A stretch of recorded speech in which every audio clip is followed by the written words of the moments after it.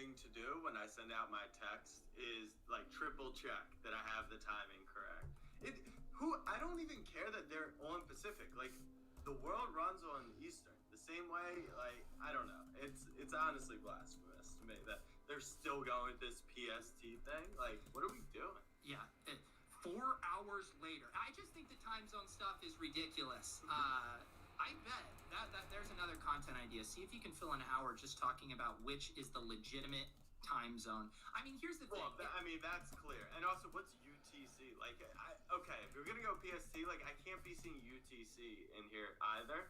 But we can discuss for potentially a full hour or for 4 minutes till Jacob joins is the most optimal time zone to live in. That I'm open to having a discussion about. I believe personally it's mountain time, whatever's an hour before Pacific, 2 hours post Eastern.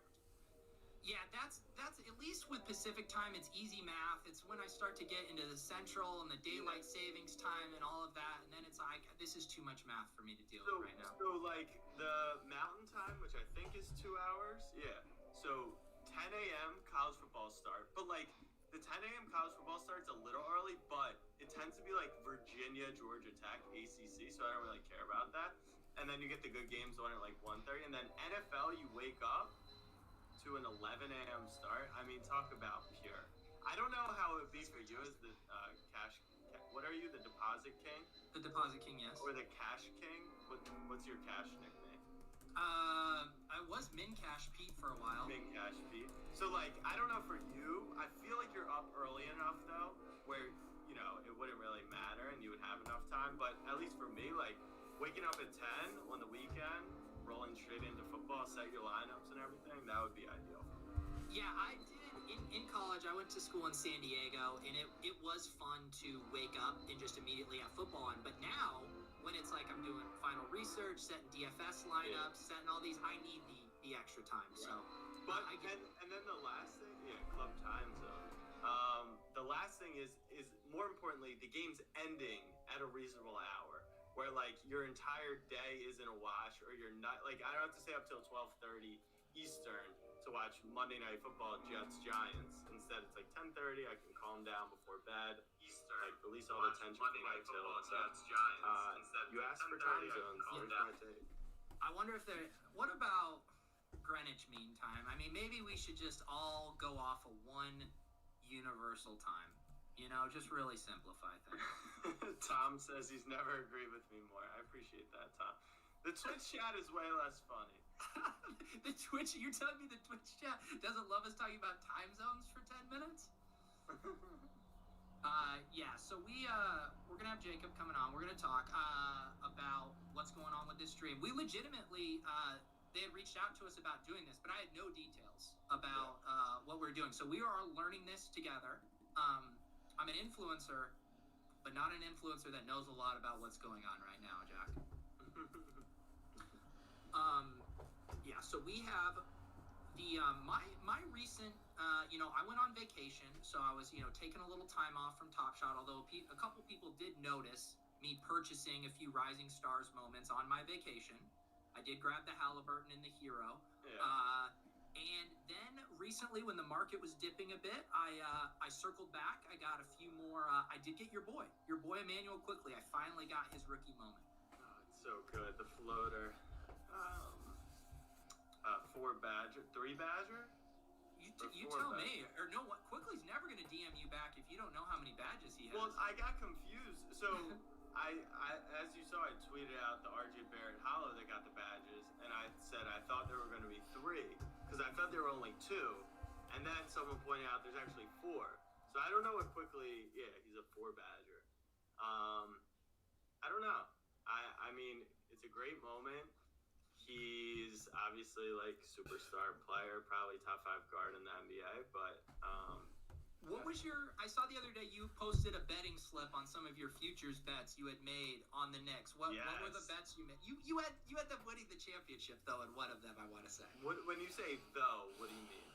I mean you could have just donated that. See, that's what everyone said at the time, and they said the same thing. So I bet the Knicks over win total. That already cashed. First Yeah. team to cash, which should be a bonus, by the way. I bet the Knicks to make the then, so I got really excited. I tweeted that out back in December, and I was like, you know what? I'm gonna watch every single one of these games. I want them to win games. I might as well have some investment, right? Same logic with Top Shot. Why I like buying players I like watching. And then I bet them to win make the playoffs. 12-1 odds. But what was unique and why I thought there was a little more value is the playing games. So like seeds all the way till 10 at least have a chance to get in. So I bet them to win, and now they're the 4 seed. And then yes, I have like 50 to win 25 grand on them to win the championship. But as I tweeted this morning, the Knicks are the 4 seed, the Lakers are the 4 seed. People still think the Lakers could win the title. I just want some consistency here. That's all I'm asking. Here's a hypothetical for you. You said your bet, your futures ticket is to win 25 grand if they win it. That's correct. Let's say they upset the Nets. Let's say they make it to the NBA Finals to play the Lakers. Would you hedge, knowing you have the ultimate emotional hedge? Either the New York Knicks win the NBA championship, or you pocket. Let's say the hedge is a pretty clean, like, $15,000 on betting the Lakers. That's implying that the Knicks are like minus 200 favorite. No. Let's drop it. Let's drop the hedge down to like 7,000 or 8,000.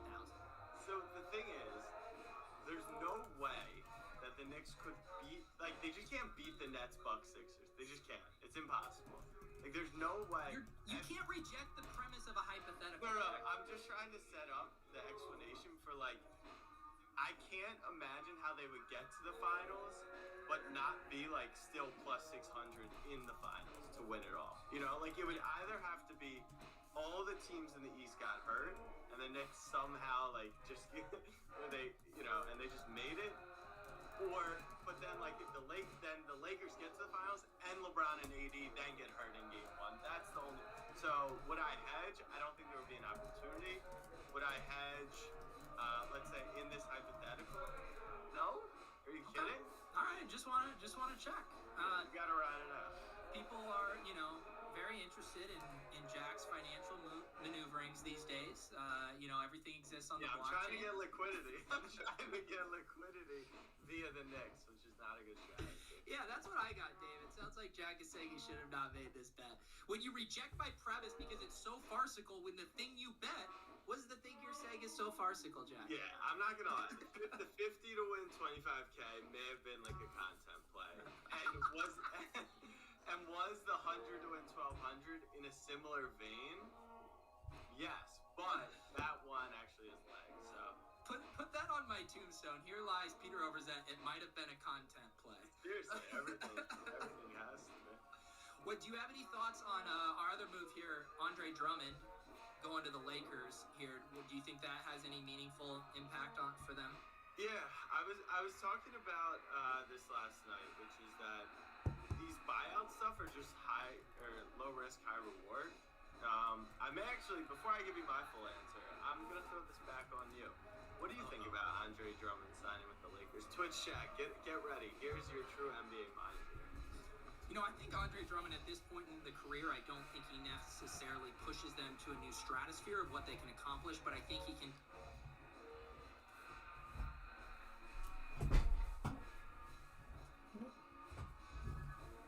During the playoffs could come in big at certain points where you just need that one guy coming off the bench to be the difference maker, and that's what I see in this Andre Drummond signing, Jack. Okay, all right. Twitch chat. Let's see what they think about that. A lot of good buzzwords utilized there. Thank you. Yeah. So the word on Andre Drummond is that he stinks, but I don't think people understand the context when they say that. Andre Drummond's like putting up 20-20, 20-12, 20-14. Like, so when they say he stink, they mean he's like maybe more a 14-8 player. He definitely doesn't stink, but for this move, it's just a low risk, high reward move. Worst case scenario, he gets schemed out defensively and he's not helpful for them and doesn't fit the system, so they sit him on the bench. Best case scenario, he starts at center for them and AD gets to play the 4. LeBron plays the point, and they just added a really good basketball player. So it's a great move. Like, you can't. There's not a different roster spot that should have been used. I don't think it actually helps them in the grand scheme of things with like matchups and maybe what they needed. They really need like another defense. The Lakers need to get back to what they were last year, which was the best defense in the league. I know that LeBron and AD have been out, but I don't know if Drummond necessarily does that for them. I don't know if anyone does that for them. It's the same feeling I have about the Nets with Aldridge, which is like, and Blake Griffin. Great players, could be impactful, we'll see. But like, it definitely doesn't solve their core issue, which is they need to defend better. Yeah, what are other examples? I think I saw someone mention, Warriors when they added DeMarcus Cousins. These aren't always a lock to be the missing piece. Yeah, and Cousins was at a point where he was coming off injury, but like he was still in his prime and expected to be, super valuable to them. And then obviously injuries hampered him even more. Drummond's healthy. Aldridge, he's healthy. I don't know how agile he is. And Blake looks rejuvenated to a degree. It's the same thing that kind of happened with Batum when he went to the Clippers this year. Everyone thought he was like retired on the bench. And now he's like playing meaningful minutes for them. So you never know with this stuff, but once again, it's a very low risk and a very potentially high reward scenario. What about the Nets? The Nets fielding a super team from 6 years ago. It's incredible. I mean, that also does a disservice to what they are currently, which is Kyrie Irving, James Harden, Kevin Durant. I've said, like, if you turn off injuries, you turn off anything freaky happening, which is unpredictable, obviously, but turn it off, I'd take this Nets team against any team in the league easily. Like, I'm talking, like, maybe 5, potentially 6 games, but I just don't see anyone. Like, the Sixers, great matchup for them because they can't guard Embiid, who's been the best center in the league. Well, sorry, him and Jokic. I know the Jokic stands will get mad at me. No one can stop. I will get mad at them for you. Yeah, no one can stop Joel Embiid right now. And then you have Ben Simmons, who potentially lock up one of their guys. You have Matisse Thybulle, who's an awesome defender. You have Tobias Harris, who's playing great. But like, Kevin Durant, Kyrie Irving, and James Harden cannot be guarded one-on-one. Like, at its very best, Ben Simmons can probably limit Kyrie Irving to like a 21 game. And that's not because Ben Simmons isn't like an elite defender. It's because good offense beats good defense in the NBA 10 times out of 10. And like, you can't guard these guys one-on-one. So it's just, they're an unstoppable force. Now, defensively, they're not so great, but I just don't get how you'll stop them. Yeah, so we got current odds now. They're plus 250. The betting markets still have it pretty close because they have Lakers at plus 300 right there, which would imply those guys are neck and neck. And then do we still got Jokic here in the driver's seat for MVP? Yeah, that's what it would appear. And the Nuggets are a funny team because you've seen it with the Bucks. Giannis pounds the regular season, wins back-to-back MVPs, playoffs comes up short. Nuggets kind of played above expectations last season by beating the Clippers. They're kind of finding themselves in that middle ground. What's interesting is the seeding. How many fans will there be come June and July, right? Will the 2 seed matter? Because in the bubble, the seeding obviously didn't matter. But now, there's going to be 10,000 fans. There's going to be full stadium potentially out west or down south. So I think that's what's really interesting. Yeah, it is still even bizarre watching like the March Madness buzzer beaters and stuff with no crowd. It's just so synonymous with those moments. Although there's some fun, I think the cameramen, like, when Oral Roberts was having their run and they're cutting back to like the watch parties and stuff. So you're still able to capture that. But yeah, I don't think the fans are still going to be a big part of this playoff run. The thing that's interesting about the Jokic is in the odds, I had checked it the other day, his odds keep widening. Here, I'm seeing him now at minus 118. Yeah. He was before, I want to say he was at like plus 200. And then obviously with the injury. So who's behind him? Embiid at plus 600, Harden at plus 7, or Harden at plus 7 and LeBron at plus 750. Yeah, like I just don't know if I don't know if LeBron and Embiid are gonna have enough games when it's all said. I mean, LeBron's gonna be out for a whole nother month, and he's not. The LeBron, if you're betting on LeBron to win MVP, that's talk. Like, I'd rather have a Knicks ticket to make the playoffs or to win the championship than LeBron winning MVP. Even though they can get the narrative behind him, Embiid should be back in the next week or so. But I don't see anything that Embiid's necessarily doing that's so much better than Jokic, where him just missing this time. But there's still a quarter or almost a third of the season left to play, so a lot can change. Yeah, it's gonna be fun. It's nice to see Denver rounding into form, making that push with Gordon and Jokic really separating here, because I feel like Jokic had been playing, metric-wise at an elite standpoint all year, but the Nuggets' record was just lagging earlier in the season, and now things are kind of coming together. So it seems like they'll be able to kind of recreate a little bit about what they did last year. I assume they're in a collision course, you think, to face the Lakers in the Western Conference Finals? The Nuggets? Yeah. No, I think the Clippers. The Clippers for sure. I'll boot you from the stream. I mean, my prediction at the All-Star break was that the Clippers may come out of the West, out of the second half of the season, looking like the most dangerous team in the West. And it's kind of starting to mold into that. The Jazz, a little, return to the mean. They're not winning every single game. They're still winning like 70% of their games. The Lakers obviously been decimated with the injuries. Nuggets are solid, but like they have so much young talent, they just can't figure it out. Not can't figure it out. They just those guys need to take the next step. Like Jokic kind of has, Jamal kind of has, but like not fully. Like we need to see these guys become superstars, and then you need to see players like MPJ and now Aaron Gordon. Like they need to play at an all-star level to be serious threats. So the Clippers are super slept on. They're going about their business. Kawhi and PJ, and they're starting to build the right way. Yeah, it is funny. If the playoffs started today, it would be Nuggets and Lakers there in the 4 or 5 seed, which would be a wild matchup. And then for Rookie of the Year, I mean, this one's interesting, and we saw it take place in the Top Shot marketplace too when LaMelo went down. You saw his stuff initially take a pretty big hit, while Anthony Edwards' stuff started going bonkers. He's now at minus 167. LaMelo dropped to plus 145, and my guy Tyrese Halliburton there at plus 500. What is your take on this of how the injury kind of plays out? Because LaMelo was those are the current odds. From what I just checked, updated on March 24th. Let me get a more updated version. But yeah, what's your take on those? No, I mean, now got the initial report was LaMelo's out for the season, right? And then there's now reports that he may be back before the end of the season. If he plays 5 more games, does he win Rookie of the Year? Like Anthony Edwards, jumped to number 1 because he had 3 good games and LaMelo was out. So I think those odds are kind of priced into like, what's his diagnosis? Halliburton, I mean, I just did pull up updated ones, like seeing the DraftKings Sportsbook and stuff. Halliburton's up to plus 200, more in lockstep with LaMelo, and Edwards still the favorite at minus 143.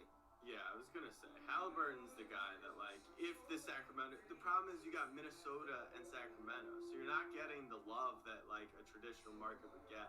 And LaMelo was just so big that it didn't matter. He was in Charlotte, so I think Halliburton can easily make a run at it. Plus, like the entire Top Shot community is down to vote for him. I actually wanted to pull that up because that clip after the game where Harrison Barnes had the game winner and then he did the Top Shot this. Yeah. I gotta pull that up because that was a great moment. We got Halliburton post game screaming to Top Shot it. Here we go. I found it. Yeah, NBA Twitter account had tweeted this out. Luckily, I know how to share audio on here. One sec.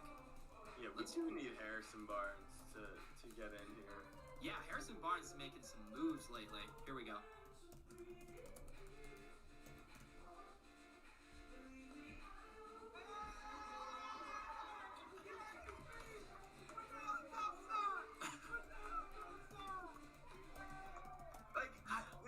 This is why I don't think people understand. Like, I get it. The market is taking a dip. I know we're not doing $50 million a day like we did at its peak a couple weeks ago. But, like, I was here in December, and the idea that NBA players would be on Top Shot within the next few years was, like, a dream, right? And now in a post-game press conference, Top Shot's not paying them to say that. That's organically coming out because those are 2 teammates who love collecting Top Shot. I just don't think people understand like how far we've come and like how much further we can go. Oh yeah, I mean, I know how far we've come because when I first got in, it was like that first week, we were all super excited about the rumor of Bogdan doing a European Top Shot campaign. It was like, just wait until Bogdan starts talking about this in Europe. And then little did we know we were just going to have a domino effect of these NBA guys just coming on and absolutely loving it. And I love that clip with Halliburton and Barnes too, because they're also both vocally very into Top Shot. It's like, you could just tell by that interaction, those two talk about Top Shot with each other all the time. Oh, you for just sure. know it for a fact. And I mean, Tyrese is probably, I think he played for a couple years at Iowa State. He's probably 20, 21. And Barnes is what, in his mid-30s? So, like, think about the connection of just generations. And I think we're seeing that. I knew you were high on Barnes. He's 28. He's 28? Yes. Harrison Barnes is 28? Yeah, you were doing your young kid thing, thinking we're all boomers. Holy shit. Hold on, let me look into this. You don't believe me? No, I don't. Harrison Barnes is 28 years old. Halliburton's 21. Barnes has been in the league for 9 years. Wow, that's crazy. Buddy Hield's 28 years old. Huh. Yeah, I mean, Harrison Barnes, he is, I think I'd seen he did move into, by some of those metrics, the 0.1% of Top Shot accounts. And didn't he buy, was it the Tatum Paulo that he bought the other day? Yeah. Because some of these, when we talked to Damian Lee, and I even remember Halliburton when he was first getting on, he's like, my moments are getting too expensive for me, guys. Yeah. But Harrison Barnes is out here splashing around. Yeah, he gets it. I tweeted that, and then, there's so many people that love to just pick apart every little thing. It's like, well, how much does he actually spend? How much this? And he has $20 million. It's like, okay, I understand. Like, there's always two sides. But, like, try and just focus on what's at its core right here, which is like, Harrison Barnes, NBA player, is dumping a ton of money into this site and thinks it has a ton of potential. And, like, people don't just throw away money for fun. Like, especially a guy like Barnes who was out in Silicon Valley for a while. So, yeah, that is crazy to me, how much he's invested into the life. Yeah. You still holding out on your Win LeBron Top Shot reference? Yeah, I don't know where this guy's up to. I don't know what it is, but Bron, we need you to come through. I was watching, I don't know what got me on this rabbit hole. I was watching Bronny high school highlights the other day. How's he looking? He looks a little unpolished. I believe he's a freshman, or the highlights were from his freshman year. I mean, obviously you can see the potential, like super lengthy and springy. But he didn't have quite the, like, oh my God, this guy is going to be a dare I say generational talent. But it's exciting. It's exciting. Yeah, I mean, look, you also get the basketball IQ of your father, and we'll learn from him, which I think is super valuable. But yeah, he's not coming out like LeBron James, which is 6'9" and 225, and supposed to be the greatest player. It is a lot of pressure on him, I'm sure. Yeah. But it looks like he's going to be a competent player, which I think is cool. It's the funniest part I was thinking about when I was watching those is, of course, you get LeBron on the sideline, the proud dad, like, mugging after one of his dunks. And I was thinking, like, what would the psychology be if you were the opposition playing against LeBron James' son, and you have LeBron James over here flexing when Bronny dunks? And, like, I feel like that could go either way, psychologically intimidating, or, like, I'm going to use this as fuel to try to make Bronny look bad in front of his dad. I feel like the scariest part would be coaching Bronny, knowing that there's a person in the stands who probably knows 100 times more than you when it comes to the game of basketball. The coaching would be terrible. I mean, that's kind of what happened with the ball stuff, right? Where everyone was afraid about what Mr. Ball was going to say there with their kids. It is wild too, just seeing where the progression of LaMelo, where he's come and how people view him as an NBA player, where the connotation for so long was just like the circus atmosphere around their family.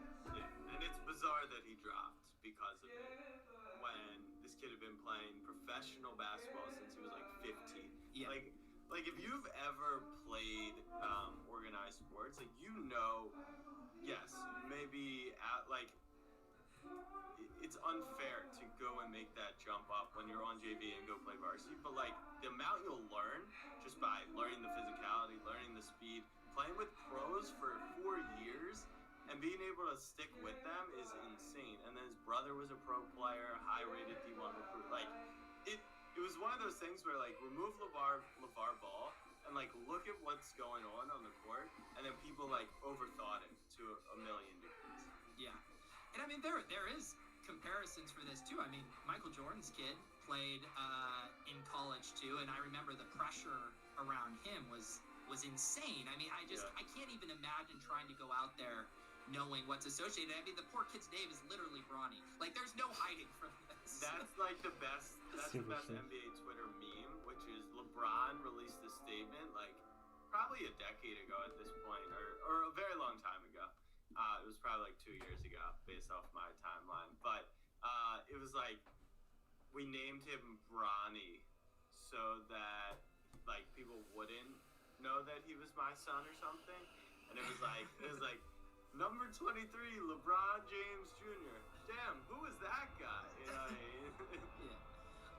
We got some people in the chat asking about the Magic. You know, now that they've been losing a lot of players, he was saying if there's who are you targeting on the Magic right now? I mean, Cole Anthony has been the buzz guy with the rookie badges and stuff. But do you have any other Magic players you like? So I saw Dwayne Bacon scored 20 last night.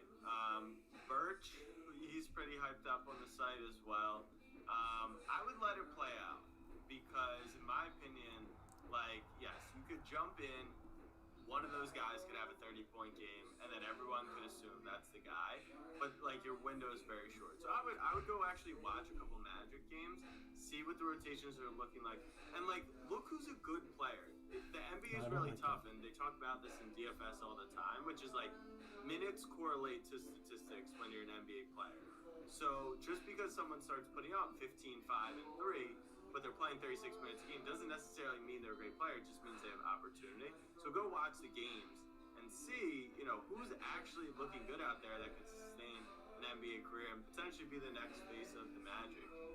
No one for me at this point in time, but it is one of those exciting times because you don't get an opportunity where they kind of just refresh an entire team and you can be the one who kind of figures out who the star is going to be on the squad. Are there any rookies that you think could really boost their profile with the playoffs? Obviously, a lot of these guys. I'm teeing you up for Quickly. I just realized, which wasn't my intention. No, I mean Quickly's at his top because he's already priced in as a top 5 player ever. Let's see who are the rookies. So when the Sixers, Maxi's not going to get minutes. The Nets. This is actually the most interesting one. I wish we weren't talking about on the stream because I'm kind of holding it out for myself. But Nick Claxton, he's actually DeAndre Jordan's the big name center. Blake gets signed. LaMarcus Aldridge gets signed. But Claxton's the one guy who's actually a decent defender who doesn't have a moment on the site yet. So we're waiting on his. He could honestly be. I didn't check the list. The full list is the Twitch chat pointed out to us both. So check if Nick Claxton. I think it's just NIC. There might not be a K. He can also shoot the ball, and that's huge in today's NBA. So Claxton's a really interesting name. Moving down, Philly, Boston, the Bucks. I don't think they have any rookies that I would really be targeting that are going to get minutes. The Knicks are the 4 seed. Thank you very much. So yes, LaMelo Ball.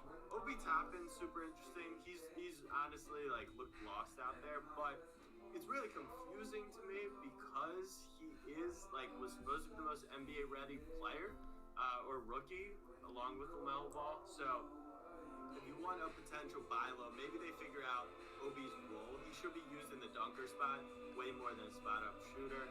LaMelo and the Hornets.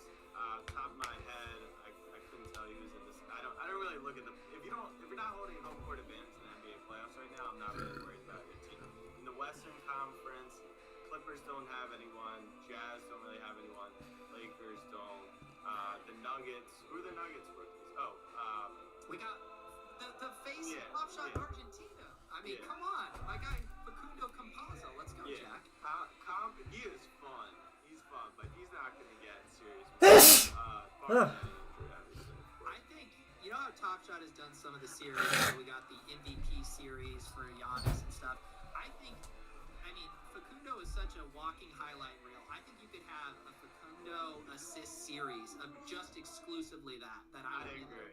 The demographic for it. That would be amazing. Chat, what is the chat thing? Any rookies we should be thinking about? Let me share. I saw someone mention Jordan Nwora earlier. Did I butcher that name? No, that's right. He went to Louisville. He's on the Bucks.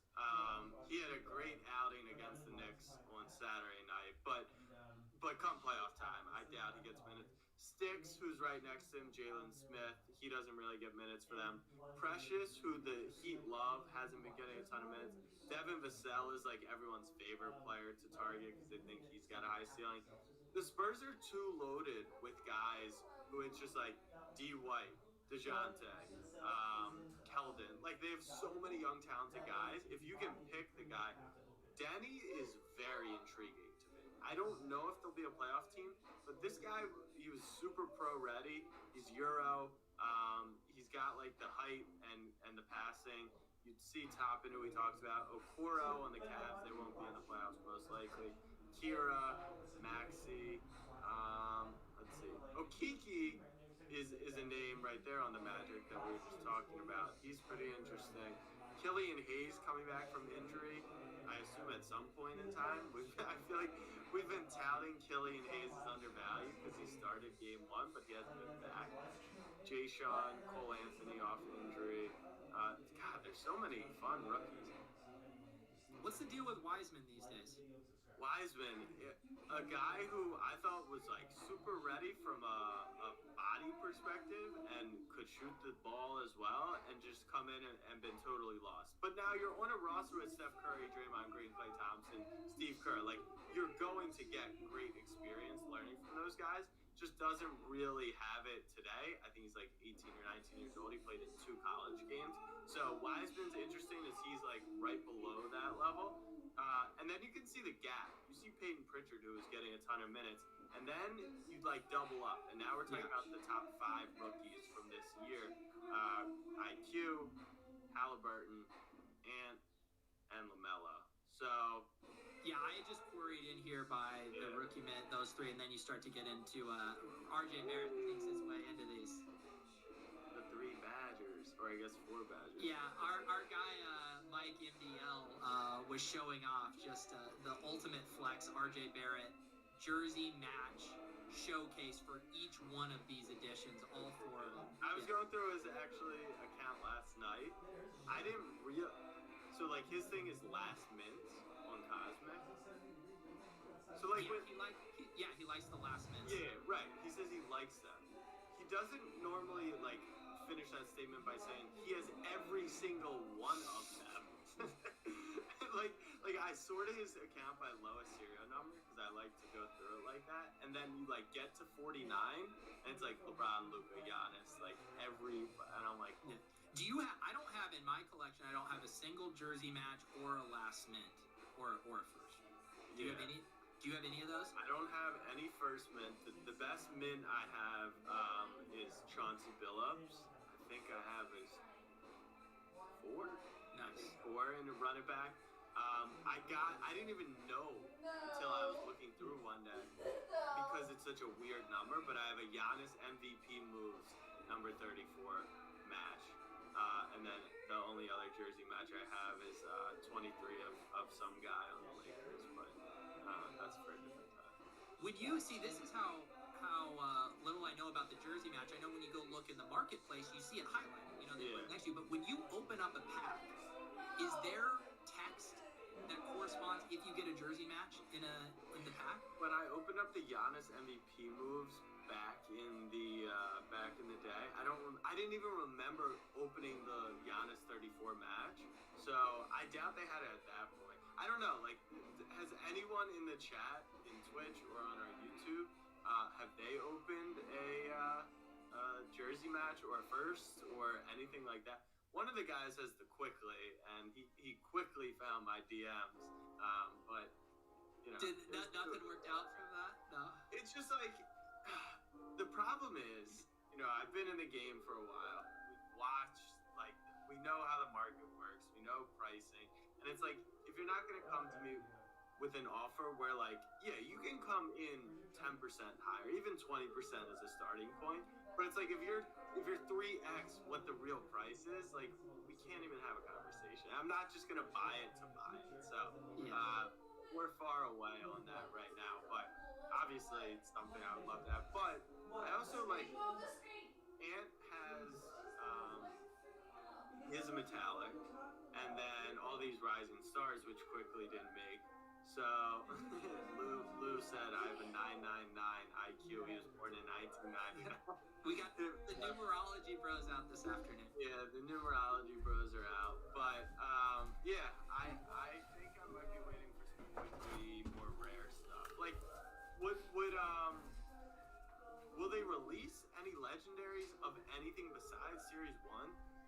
That's what like I'm still waiting to figure out. Which is like, will LaMelo Ball have, one number to 50 or 25 potentially? Yeah, I'm not sure. I think Jacob is going to be joining us soon. Maybe he can answer some of our roadmap questions. Yeah, we'll get the roadmap answered. If you guys have any questions, feel free to pass them along. I mean, Jack, last time we did this, normally in the club, we're having a few cocktails, a few drinks. Even when we did the Sunday pre-order pack drop, I believe I had my mimosas going.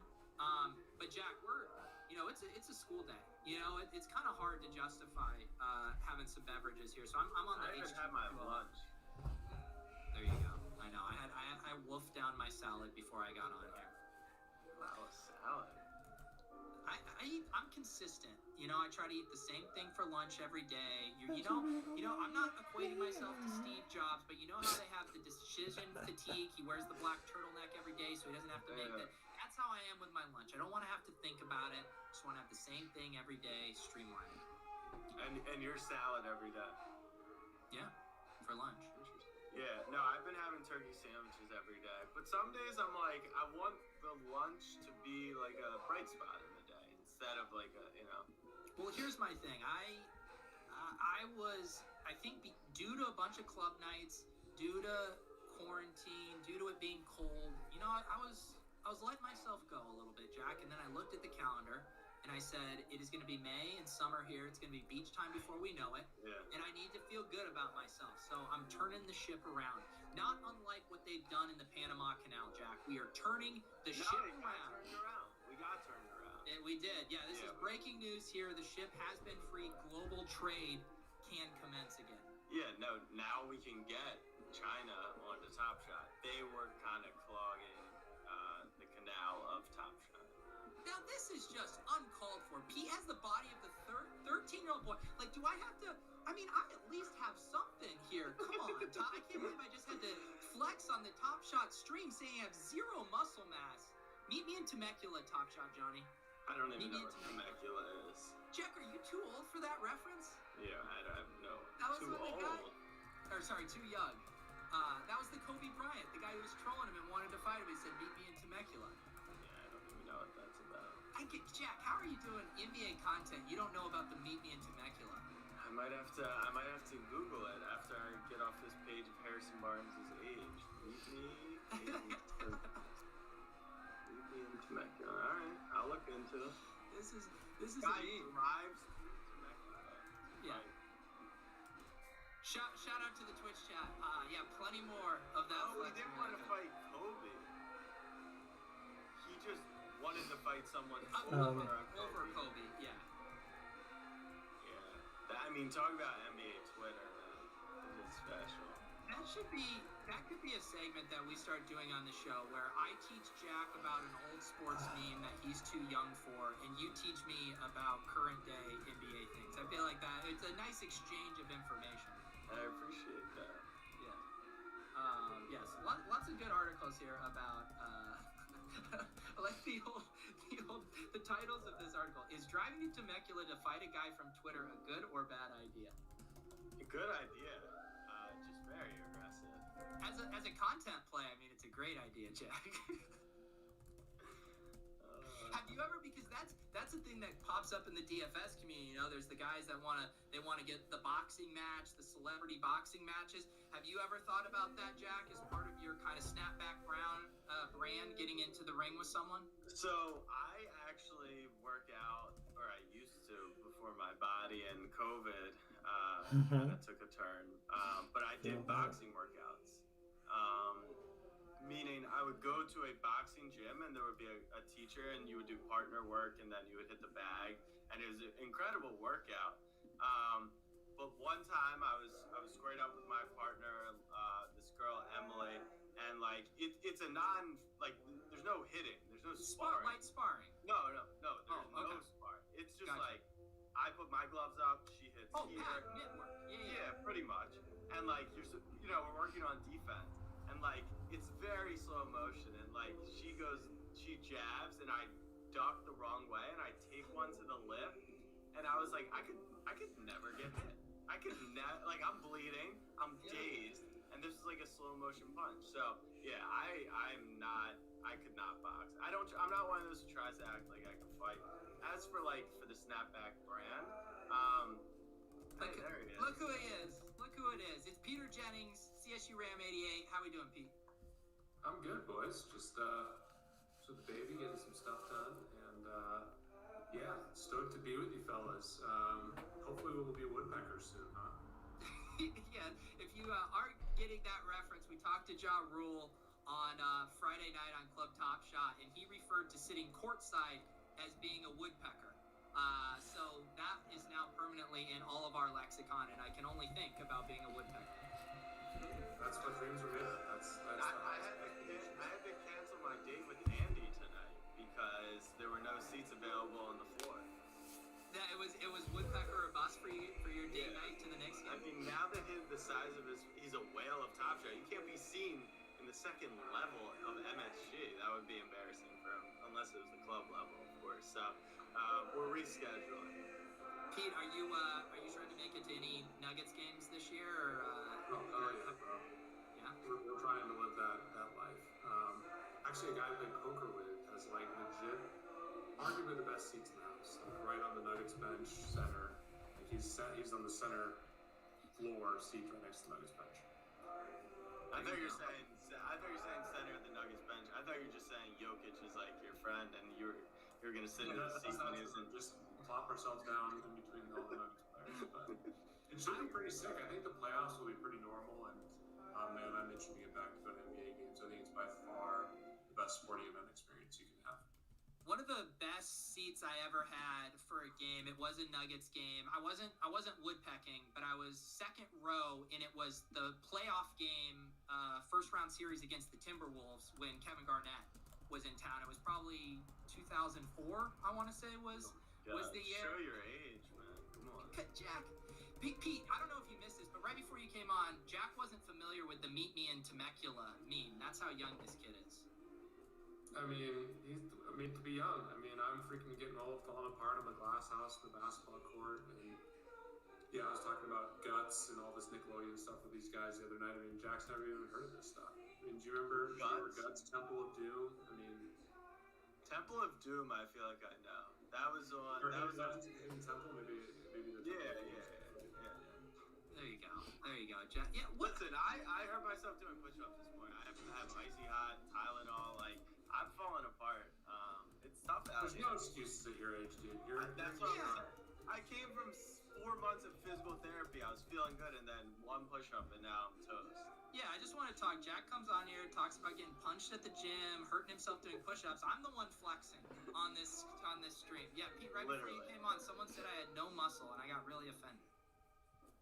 Oh, wait, you did not see the gambling Olympics photos? I mean, you are freaking shredded, bro. I was shocked by that stuff. I'm not gonna lie. Yeah, you wanted to play me one-on-one with your hand tied behind your back. No. I said Pete and I 2v3 against you guys, which I still am up for.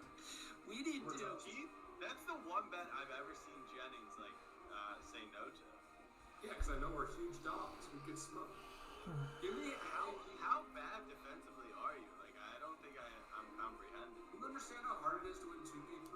You have to be so far superior to Mike's basketball on the court looks like a sauna. and 3 versus if we take our 5 guys, any combination of 3 beats any combination of 2. Period. I don't know about that. Don't pick another opponent. I'll be on the other side. That's what I This want. is what we need. We all need to get vaccinated. We all need. I know you're a new father, Pete. We need to convene in New York City. Little pickup basketball game, live club night. Go to a Knicks game. Yep. It sounds like a wonderful day. Who we should get a 6. Maybe Ja Rule play 3-on-3 with us. Ja Rule. He said he was just down there in Jersey, right? That'll be easy. That would be hilarious. Playing 3-on-3 basketball with Ja Rule. All right. So Pete, have you given your email for this pack drop? Are you in the queue? I'm in the queue. Currently 42,146 in line. Very nice. Very nice. I haven't checked recently. When I went, I was like 108,000. It's flying right now. I'm down to 6,200. Okay. Everyone is streamlined here now with these backdrops. But I only have $1.61 in my Dapper, so I guess credit card is in order for this one. Here comes the Jack liquidity bits again. I wish it was a bit. I really do. Now I'm to invest money in right now, right, Jack? I mean, there's a lot of things to fire on. Yeah. Now I'm sushi swapping. I just picked up another 4-legged friend this morning. Oh my God! So I've been trying to pick up a horse for freaking weeks. I might be able to find you a horse. There's some people that I know that are acquiring horses. We can try.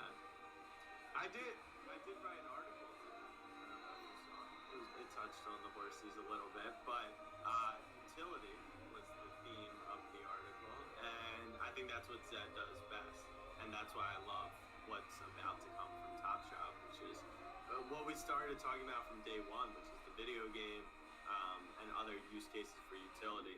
You guys, you and Jeremy at least, wanted it to be like a straight market. They've said they're not going to do that. Is there any is there a new vision for you that you think aligns with what you want to see from Top Shop? Well, I was more on the utility camp initially, and then Jeremy kind of swung me a bit. But my favorite utility aspects are tying it in with the NBA experiences. Mark Cuban's talking about turning Mavericks tickets into NFTs, and I think that's one of the best cases. I think we're going to see a ton of experience-driven NFTs where you have something you can show off your experience, whether it be a concert, sporting event, and ideally there's something cool tied to that as well that makes the collectible element a bit more valuable. So I think Top Shot has a tremendous opportunity there. And yeah, I mean the video game will be cool. I just hope my biggest concern with the video game is that the purpose of these moments will be optimizing for the video game versus the collectability. Like how do you make what is a cosmic worth in the video game? So we'll see what happens, and certainly I think it's interesting and love the video game angle broadly, but I've seen some of these other projects have a little bit of a challenge with the game element, so we'll see. Yeah. I think Zed's done it really well, and So Rare is a really cool platform. I'm not immersed in it, but my biggest challenge with getting accustomed to it was the game aspect. Yeah. We got someone in the chat asking, do we think we could see a Top Shot commercial during the playoffs? I do not know, but that would be very fun. That would be very fun. I feel like the answer is yes. I think we're pacing towards that. So we got about 2 months probably until the playoffs tip off, maybe 2.5 months. I think really good opportunity for it. Mass marketing potentially on the way. The site's been holding up, at least from what I've seen. I think the cooldowns are effective. They're still getting a lot of the rules in place as well. So it would definitely not shock me if we got a commercial. And I think we can handle it at this point, which is really exciting. Currently being botted in our chat by variations of a Joe Biden account. So please talk amongst yourselves while I take down Joe Biden of very, very different avatars here. Yeah. Wait, are we that far away from playoffs, Jack? Yeah, I think they start in June this year, and we're approaching April, obviously. All right, so that's what we're heading, what we're aiming for the Club Top Shot reunion, the Knicks first round home playoff game. Oh, right? I thought Knicks Nuggets in Jennings NBA Finals. There's only How many two. floor seats? Yeah, does this guy? There's only two of those. Jennings, if I can't get a committal from you that I can get a floor seat for a Knicks Nuggets Finals game, then I don't think you know how betting odds tend to function.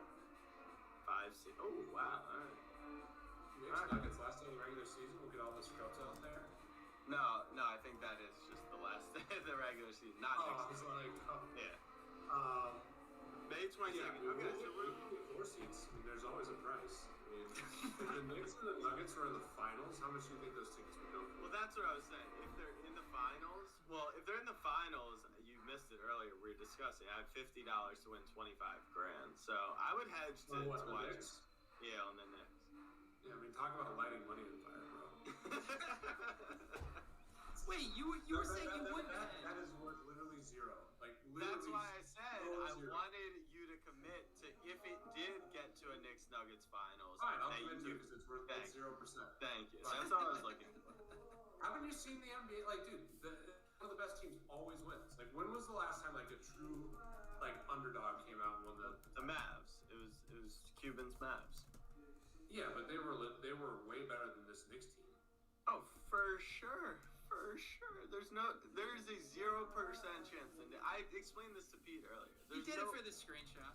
It was a concept play. But I did also place $100 for them to make the playoffs at 12-1, which I thought was a joke too. And we're seated. Wait, we're seated ahead of the Nuggets. I don't need to hear this slander from Jennings right now. Yeah, give us your take on the Nuggets now. We got Aaron Gordon, Pete. Jack said that he doesn't think we can beat the Clippers. Well, the Clippers are a mess, so I think we can certainly beat the Clippers. It's not the best matchup, but yeah, I think the West is pretty evenly balanced outside of the Lakers, assuming the Lakers are healthy. But now the Lakers' health is a real question mark. I think the Nuggets' moves were really sharp. I wish we would have just paid Jeremy Grant, but that would have been tough with Gary. So the move basically replaced the pieces that we had last year that we needed. You could certainly argue that Gordon's better than Jeremy Grant, and JaVale McGee is better than Plumlee. So I love the moves the Nuggets made. Jokic is playing better than ever. Porter's starting to really come into form. Jamal Murray's playing better, but he's been the disappointment for me. I was hoping we'd see kind of that playoff Jamal Murray, maybe not to that exact level, but like a much better version of Jamal Murray in the regular season. He's been kind of the weak spot for me personally this year in terms of expectation, but the rest of the team is really coming together nicely. Barton's playing well, and the depth is decent. I mean, I think come playoff time, they're in a really good position to play well. And obviously, I didn't even mention Paul Millsap, who's still a really valuable veteran. So, yeah, the Nuggets are. Is he getting minutes? He's playing. He plays a little bit. I mean, I think he'll play in the playoffs. I mean, Pete, are you still? He's just a solid player. Like, He's not bad. Pete, are you still playing? Are you still playing regular NBA DFS, or has the baby kind of derailed that grind? Dude, it wasn't the baby that derailed that grind, but yeah, I have not played. I played one slate of NBA DFS this year. Oh wow! Did you cash? Did you? I did cash on Christmas. Yeah. Man, because that was. Sorry, I hope I'm not lagging too bad, but You're good now. yeah, it's been tough for me to grind this year with just everything else going on. I mean, it's hard to. There's just so many opportunities and things going on that if you're gonna play NBA DFS, you need to play every day. So, are you guys playing at all? I did before. I'd say a couple of months ago, I was playing I like playing the NBA Showdown slates just because it's less of a time commitment, and I don't feel like I have to be as up on every single rotation because it is daunting. I know from playing NFL like how much you need to be on top of, and yeah, like you said, so much going on these days to be on top of all the NBA stuff. Yeah, I can't do that NBA DFS stuff. It's too and especially with lock, I see this stuff coming in after lock, and then I know FanDuel changed it so you can now change after lock, right? That was originally just DraftKings, but Underdog they're gonna do the NBA thing they did for the NFL playoffs, the best ball or whatever. Yeah, they're gonna do a playoff contest. Yeah, that's interesting to me because that isn't the strategy. You just kind of stack different teams for the most part. Yeah, I love that. That's actually my favorite form of basketball now is the play operations because you're basically making futures bets too, and Right. there's a lot of strategy, and you know you want to make sure you're drafting your team in a smart way. So I'll fire those up for sure. Yeah. I think you're cashing still. Are you winning? Are you in first right now in the underdog league? Yeah, that's the one we did with Schefter, correct? Yeah. I think you're in first. Last I checked, you were in first. Okay, and here's my thing, and this is how it ties back to Top Shot for me. So I did this underdog draft with Pete and Schefter and Preston Johnson, some other guys, and the chat helped me out. As you guys know, I wasn't an NBA thought leader at the time, and someone told me, hey, you should draft Halliburton. You know, this promising rook might not help you right out of the gate, but could be promising, and now he's crushing for my team here. And when I got onto Top Shot, I didn't know a lot of the names. I was grabbing my guy Jokic. I knew my Nuggets. And I grabbed Halliburton. So I have a top 50 serial of his rookie debut moment on there just because I was like, I drafted him on underdog. Might as well grab him here on Top Shot as well. So sometimes you get there. See, I like that. You know, lever up with your fantasy plays and then on Top Shot. That's right. Yep. Yeah, it looks like we're doing pretty nice in these NBA best ball streets. I am 349 people away from my pre-order pack, and we just got hit with a line is paused. Okay. The line is paused. It is. Do you guys know how it works or how long you have if you do the email version to then redeem your pack? I assume it's it's 20 minutes. 60 minutes is the new time. Oh, it is 60 minutes. 60 minutes. And I also assume if you even missed it, because you have 48 hours, you could hop back in the line and still have probably ample time to get it. For sure. Yeah. Pete, I was worried when Top Shot asked us to do this that they were going to want us to do this for the full 48 hours. They were going to really push my level of commitment to live streaming, but thankfully they just wanted us to do a couple-hour kickoff stream. Yeah, that's nice. 48 hours would have been a stretch. How long do you think you could stream for? If we had like a big bet, like how long would you? At what point would you bet on yourself being over? What's the time horizon? I hate this so much because I'm just thinking of like this money you win, right? This will end up happening, and I'm just gonna think about how much it's gonna like take me 4 days to recover. I don't know. How much money would you need to stream for 24 hours straight? What are the requirements of the stream? Right? Yeah, like even how right now, entertaining I'll sleep in the background and just have it streaming. I have to stay up the whole time. Have to be awake, but Can I have to. Yeah, of course. I didn't know if Pete wanted me to vamp monologue for 24 hours straight. Oh, monologue, that would be brutal. Oh, it'd be atrocious. 24 hours straight, only bathroom breaks, meals delivered, no sleeping. I think the question is how entertaining would he have to be? Like, what's the, does he have to entertain? Does he have to just be on, can he be doing work? I don't like how much you're questioning my ability to entertain an hour 20 of a live stream, Jack. Hour 24. Hour 24 would be a lot. I'll do it for 10K, Pete. I have a good way we could fill that segment too. We could play a lot of things for like 6 hours. Win your money back. Yeah, he could win a his lot money of things. Yeah.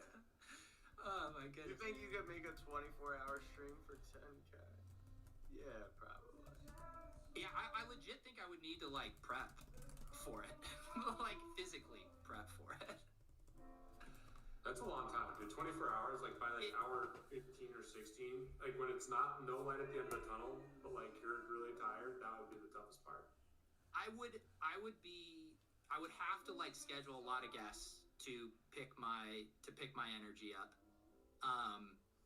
It is one of those things where I feel like it's almost like, well, this isn't a good example because Bales crushed the push-up bet, but like the whole thesis if Bales failed would be like, it's gonna be fine until like the light switches and you just can't do an extra one. I feel like that, like where I could get like 18 hours and just be like, I'm chilling, and then just be like, oh God, I just hit the wall.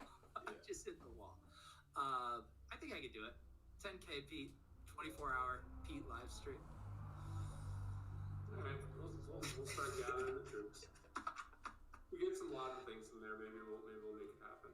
There you go. I'm trying to think if there'd be like the right time to do that. Like if you could draft a bunch of best ball teams, you could search the Top Shot market. You could watch your horses race, play some games. Like August or September, that could work out pretty well. Place a lot of futures bets. Like just jam it full of all these things. I don't know. Yeah, it would be fun to plan it around an event where there was lots going on. So yes, maybe we will do something. I mean, what did Joey Ingram do back in the day, Pete, with some of his how many hands he was streaming? Didn't he do some marathon streaming sessions like that? Yeah, he broke some record for playing poker. I mean, something crazy. Yeah. How much did the guy who had to be in the dark for like 5 days get paid? No, that was like, wasn't that a month? It was something absurd. It was a long time. And I think they ended up doing a buyout, right, Pete? They did, yeah. When he realized he had it in the bag. Yeah, for those of you guys who don't know, there was this bet, I believe it was a poker player and someone else, and it was how long he could stay in a single room with no lights. So it was like in a bathroom, so he could take baths, and he had his meals delivered, but there was no clocks. He could have basically no orientation or frame of reference to time. Yeah, it's in a bathroom. Yeah. That sounds horrible. You never want to commit to those bets. Like, the money's just not worth it. Can't be. The interesting thing when I read his interview after is he said he had had a very, very serious meditation practice. Whereas if there's one thing that could transcend, external environments like that, it is having extreme peace of mind. If someone has gone that far in their, dare I say, meditation journey, I could see you being confident about it. It sounds so miserable. I just don't. I don't know. Yeah, but Jack, I mean, you already said it. The content play, man. What would you do for a content play? Yeah, not that. I want to get Bethany on the screen though. What Bethany's 50,000 hands, by the way, in 24 hours. Yeah, that's a winning session on over 50,000 hands. And that's the thing that's different for his. Is like he had a good built-in metric to show that he was still performing well. Winning. We need something for like the stream where, like Jack is saying, I understand your point. Like, yes, I could be on stream for 24 hours, but hold a certain amount. I don't know what the metric is to show that I'm being successful, but you'd need that added level probably. Yeah. But I don't. I'm thinking there could be something really cool here. 24 hours, you get 10K, and then there's just a variety of things to go over in like the late summer. I think that could be sick, actually. Yeah. Underdog, Zed Racing, buying up Top Shot moments, like you just grind everything and just get it all done. Just crush it. Oh, like you almost maybe each hour had a theme, like a themed hour. You could try to do my 1,000 to 100,000, but take 10K and turn it into 100K in 24 hours. That sounds like a disaster. He's not going to do that. You don't think so? I mean, unless you're catching me in like the greatest bull market of all time. I don't know. Maybe you start winning some races, and then you hit the online casino. And That's too stressful. That's too stressful. I just need to crack jokes for 24 hours, Jack. I can't be worrying about if I'm selling a horse at the right moment. Yeah. So. Is Jacob coming? I don't know. Is Jacob ghosting us? Jacob, the people want answers. They say we don't know anything. I did actually try to get out of my challenge. Not out of it. At the moment I'm in. Someone testing the mic. undercut me though. It's bad news bears for sure. Brandon Ingram, metallic gold LA. What about it? That's the moment I'm stuck on in my challenge. Oh. I've been stuck on it for like a month now. So I finally took it off the price I had it at for profit, and now I'm just trying to get the money and see if I can turn it around in this market. But someone already undercut me. So when this pre-order, so are you going to be able to do anything on the site for the next 48 hours or no? I know gifting was disabled. I didn't in the blog post. It didn't mention that the marketplace was going to be disabled. anyone wants a Brandon Ingram metallic gold LE, there will be one up on the site for $2,000, purchased for $3,333. One, you gotta take a for the step back challenge. to go 2 steps forward here. Exactly. Yeah. And I'm also. Go ahead, Jack. No, I was just saying I'm at 349. I need this line to unpause. Yeah. Pete, did you Pretty go cool out? that, Thompson, have you guys seen the certified ballers on the homepage? Let me see. Yeah, Pretty cool. yeah, the verified users or whatever. Yeah. Do you think they'll give influencers blue checks? Let's see how much power you guys have. Let's get some blue check marks on. Oh yeah, that's it. So who we got? We got Diplo. I mean, you got a lot of NBA players. We got. I gotta do a stream with my guy FBV here, man. Yeah. It's destiny. Should we call it? Did you guys ever hear about the prop bet that we had with Worldwide Mom Jared Jeffries? Yeah. I think that's Is that game happening? It is. I think it's not. I literally bet my whole house on Jeffries. Wild thinks he can get to like 5 or 6 points. There's no chance. There you go. We got. Game of 1, 1-3 15. Wild has to get to 6 points to win. Chris Jeffries. Losers out the whole way. I don't think Wild scores once, personally. Have you? I haven't seen him play. Have you seen him play? I've seen a couple highlights. I mean, I think he's like our level. Like I think he's a solid high school basketball player who's in their 30s, like player. You know? Gotcha. AKA drawing dead versus Jared Jeffries. Like he's not gonna be able to get the shot up. Yeah, we just saw Scal's video of playing against some young kids. He dominated. People are such idiots that think like. I've played against like good college players. What about you versus Jared Jeffries in a shooting contest? Yeah, in a shooting contest I'm live, but like, dude, there's a guy that I hoop with now who's he's on the Yale basketball team. He's taking a gap year. He was first team all defense, but like he's Euro stepping and dunking over people. I could not score on him in my life. Like, no chance. You don't think you could score on a college player right now? No. Not this guy. He's 6'5" and a freak. There's no way. It's too hard to create separation and get your shot off against guys that are that level of athlete. And to be fair, he's first team all defense in the Ivy League and the captain of the Yale team. So he's 6'5", 6'6". He's way quicker than me. Like, how are you supposed to get around or get any sort of space? Jack, speaking of separation versus most people, but like that's the thing. Like you start playing high-level college players, NBA players. It's just a totally different level. Yeah.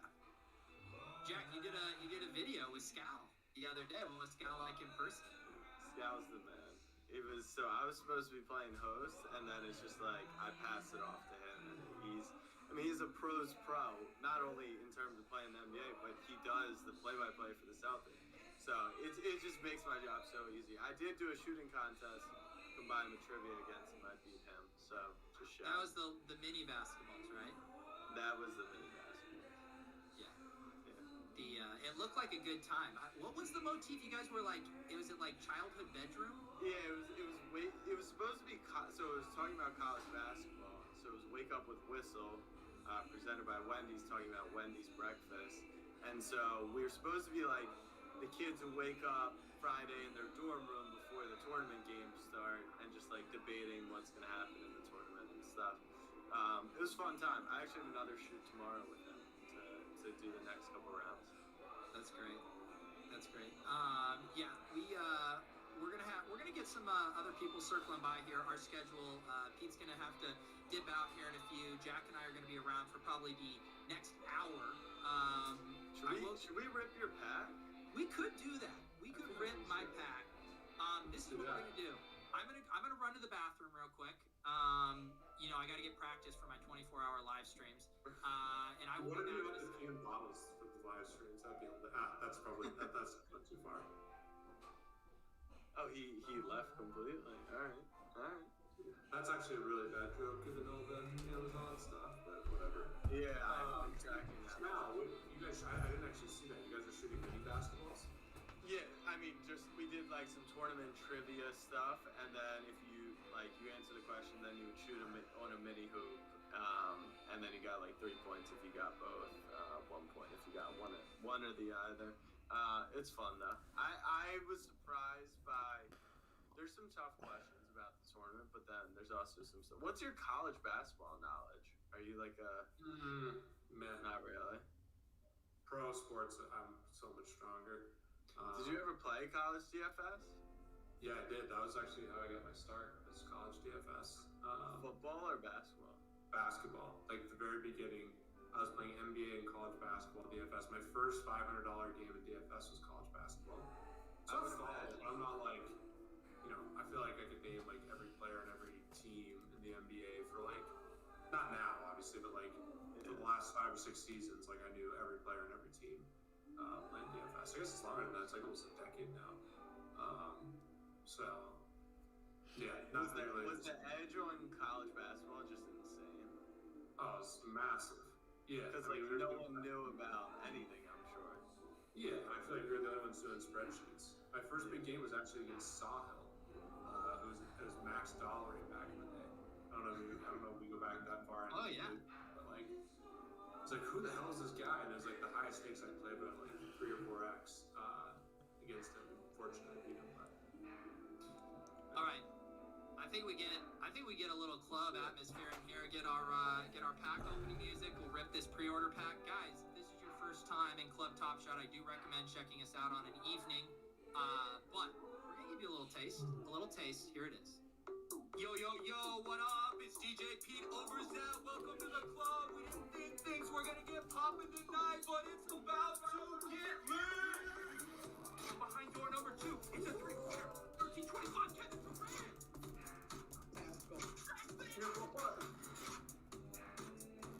We're gonna get a LaMelo. We're gonna get a Luka. We're gonna get a LeBron. Victory reveal. Let's go. God damn it! I don't need another layup. To the window. To the wall. De'Aaron Fox stripped down my ball. 93 assists. Let's go. Everybody get their drinks. Let's get a cheers tonight before we open up these nine bags. So. Cheers. I've been sitting on this pre-order for a while, just waiting for the perfect opportunity. I mean, I think we found it. I also think we need to be transparent with. Hey Rick, if you can hear me, pretty much here's what I think. I think they're doing the 2.5 million packs for 2 reasons. One, because they're trying to get more people to actually buy packs, because they have about 200,000 normally in line. Only about 30 or 40,000 get it. So this way it's kind of like a mental thing. They're like, okay, cool. Now you can actually get a pack even though it's not really a great pack. But 2, I think they're trying to flood the market with packs. That way you can't sell them on eBay and all these other places like everyone's been doing. Because right now anybody can get it for $9. So you're not going to go ahead and flip this for $200 or $400. So I think by doing that, what they're doing is they're forcing us to open the pack. That way, you actually have to have these moments in circulation.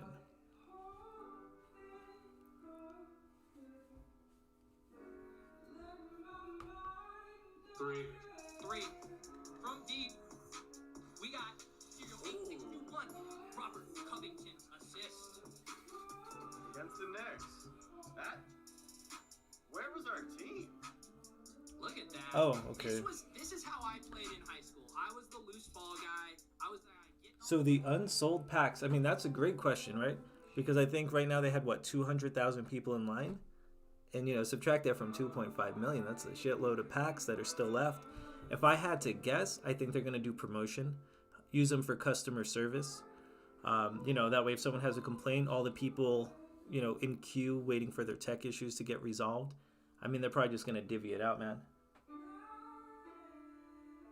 Oh, you think they are going to sell all 2.5? Oh, yeah, they're not. Yeah, of course. No way, man. Like I said, they only normally have about 200,000 people in line. So to go from 200,000 to 2.5 million, I mean, and remember, too, as far as I know, I haven't seen any ads for it. So it's not like they're promoting it outside of their already created circle.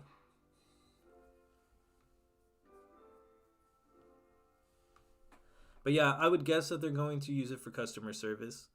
Maybe do giveaways, and I doubt that they would do another sale window. I mean, they might.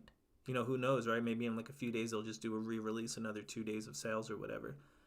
But I think if they did that, it's sort of like a weakness. You know, showing that they can't move their product, and then at that point, I don't think it would even be worth the $9.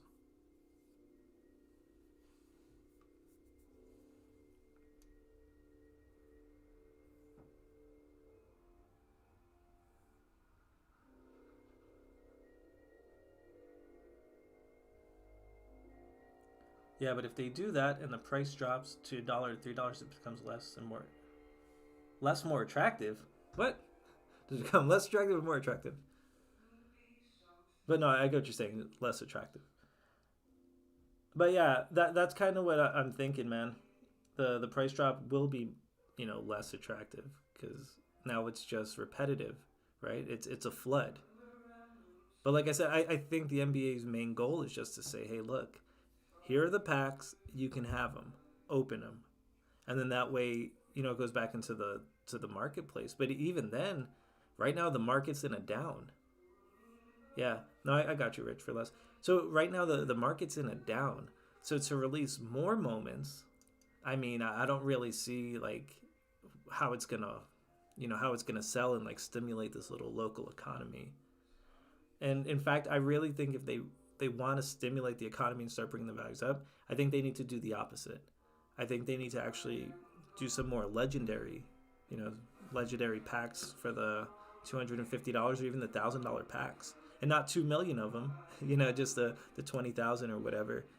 And that way, at least we have, newer, more expensive moments going into the marketplace.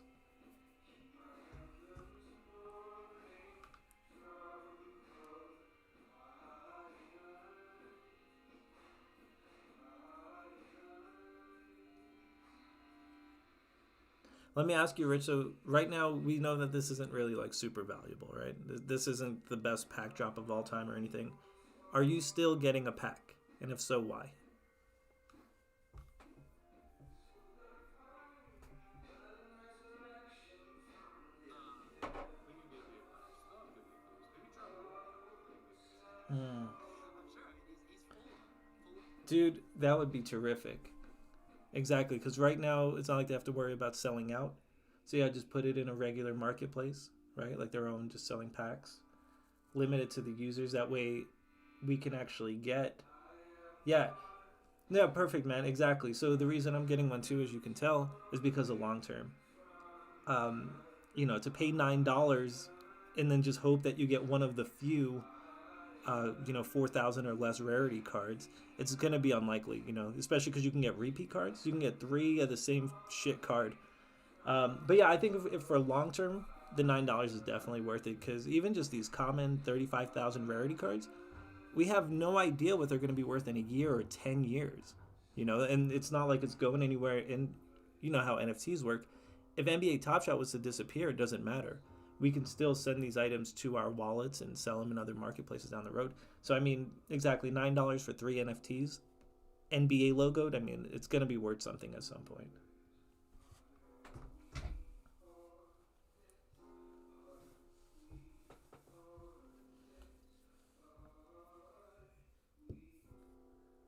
But right now, though, the market is shit. I'm going to tell you that, man. I bought a $260 Bagley, and I was like, oh, it's cool. I'm going to give him a few weeks. I know about his little hand injury. I wasn't worried about it. I was like, I'm going to give him a few weeks when he comes back, and then the price is going to shoot up. But then right now, people in the same serial number are trying to sell it for like 200 flat, 150, like similar numbers. Yeah, that's what I was wondering too, if they were trying to limit the flippers. Because there's a lot of people that, if it's short term, I doubt that someone's going to pay the $9.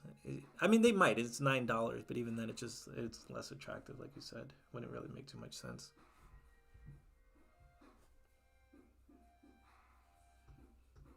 What place are you in line?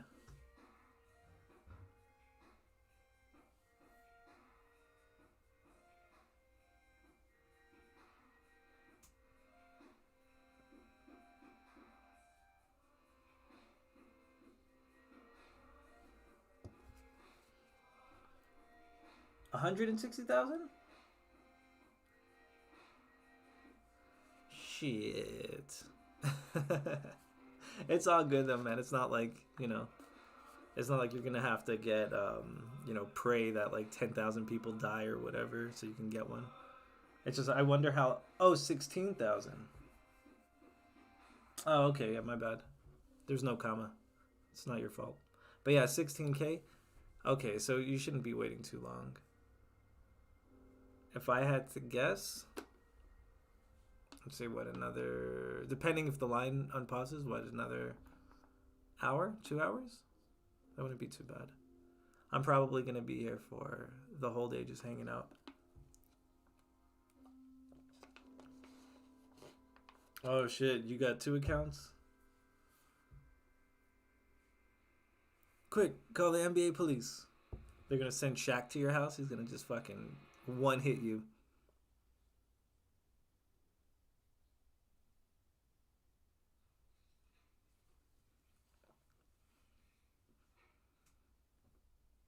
Or maybe they send Dennis Rodman. He tries to kiss you. No, I'm just kidding. I'm pretty sure. I think he's married, man.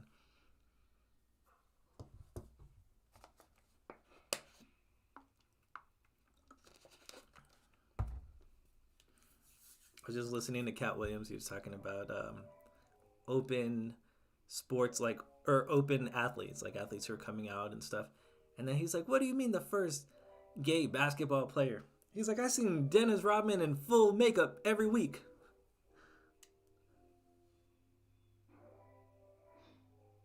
Yeah, that happens a lot, dude. You know, I don't know about like a problem with the queue necessarily, but I know a lot of people have problems like where the payment doesn't go through, and there's different like errors like that. Yeah, I hope it doesn't happen to me either, man. I mean, the good thing with this is if it does, you just get right back in the queue. You have 2 days to get it, but yeah, I mean, it's a whole thing. And I don't really trust the email system, man. Like, my emails don't just pop up instantly. Like, there's a refresh rate. But I guess with the 60-minute window, it's more secure. But I mean, it's not really that big a deal. But if it does happen to me, I know that you jinxed me. I'm going to have to remove your name from the giveaway list, man. Like, Rich Alvarez, get him the fuck out of this line. Hey, Rich, I do want to let you know, though, what I'm doing for the giveaway is I'm going to do a common. Just like some little card I have, just to do something to generate my new channel. But the more people that I actually have enter, the better the prize is going to be. So what I'm hoping is like I have some commons that are better, right? So if I get more people, I'll do the better one. If I get like a shitload of people in here, I wouldn't even mind just doing like a live unpacking and giving away the whole pack. Just something dope. So if you have anyone that you can refer to just coming here, drop their Top Shot name, like the video, and subscribe. I mean, it's going to kind of help everyone. Your odds may go down, but then you have a chance of getting an even better moment.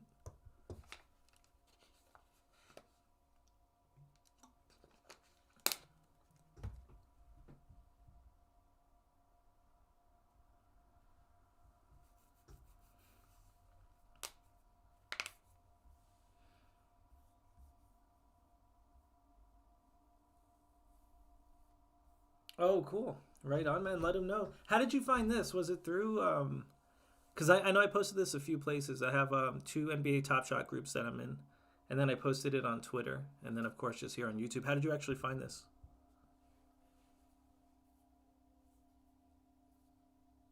Okay, cool. My man, Rich.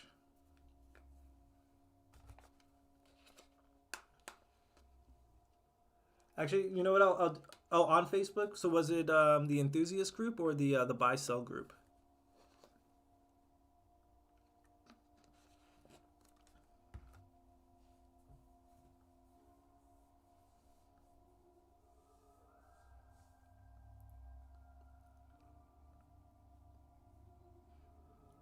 And Rich, what I'll do for you, since you're sharing the love, I'm gonna put all the names into like a random generator. That way, it's like truly random. I'm not trying to like hustle anybody.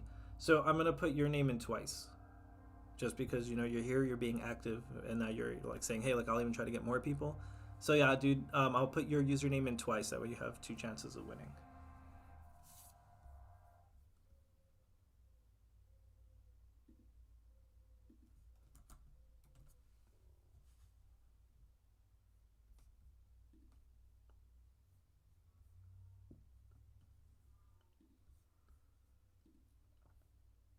Yeah, no problem, man. We're just a couple nerds, trying to make a couple bucks, man. You know, it's all good. We have to look out for each other. And then here's what I'm gonna do for you too, because we're gonna put the line back on, but I'm probably gonna put some music on. You have any requests? Are you into like death metal, or what's your genre? I'll get this DJ stuff popping right now.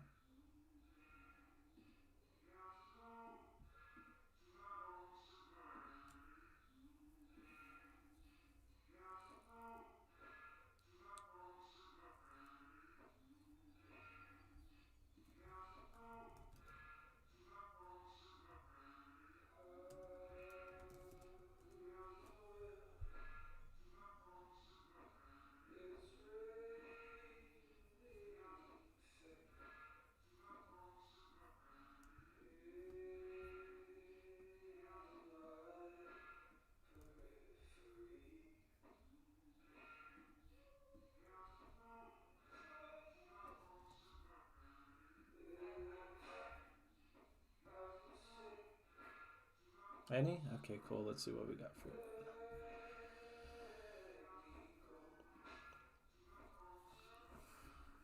I'm not sure if this is gonna scare some people away, but I want to start learning their songs on the guitar. So we'll put it on. That way I can see if there's something that inspires me to learn.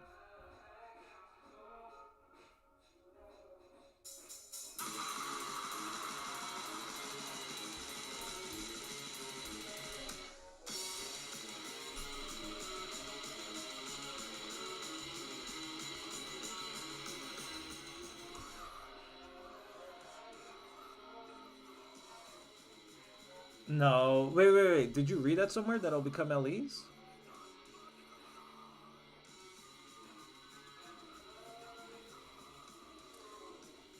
Yeah, I think they're going to mint more of them, man. I don't think they're gonna to make them more valuable. I think they're gonna get less valuable.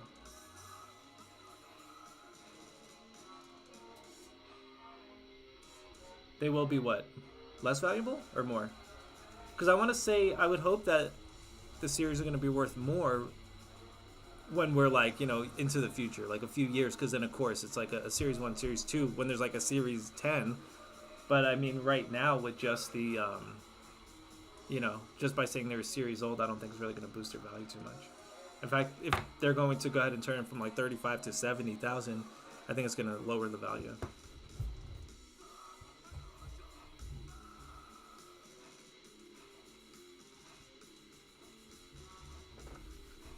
And give me 1 second.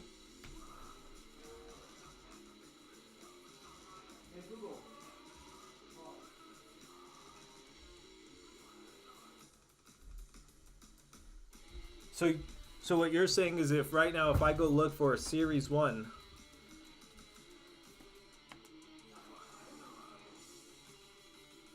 when did I start in Top Shot? Now I think it's been about a month. My first pack was the pre-release Series 2 Release 21. And I think that was just like a few days of me actually creating an account.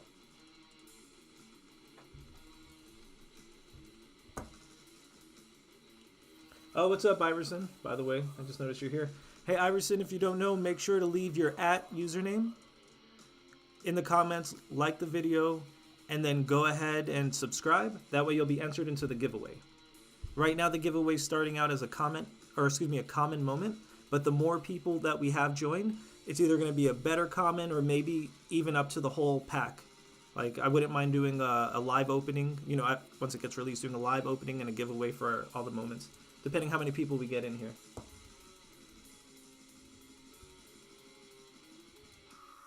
Hope I didn't buy it at Top Shot. What do you mean?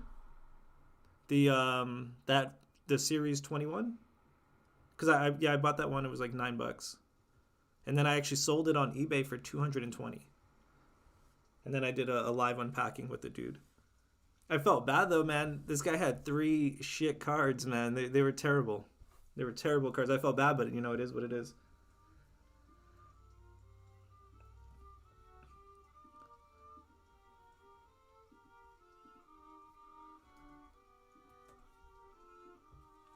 Cool, Craig.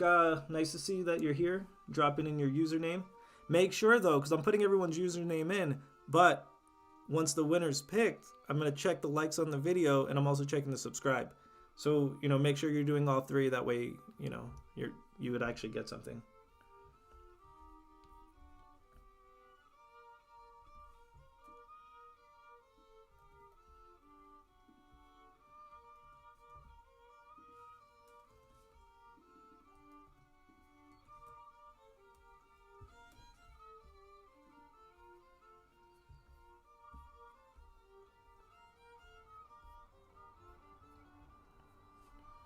Okay, and then right now, Craig and Everson, I do have both of your names in the random list generator.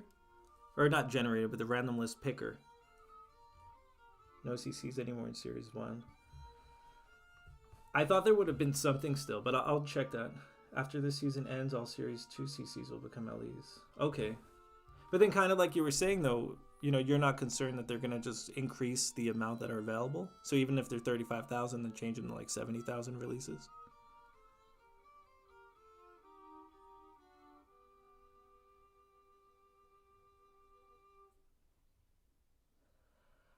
Oh, you hope I didn't buy it when in February. I think that's right around when I got here. I don't remember exactly when. It was like close to the end of February. But like I said, the packs were $9. I bought another one for $15. I mean, so that didn't break the bank, and I made money. The second pack I bought, I actually got a Giannis, and I was stupid. I sold the Giannis for $350. I think $359. And if I literally just waited a day, I could have easily got closer to $500 for it. But I was new. I didn't know shit.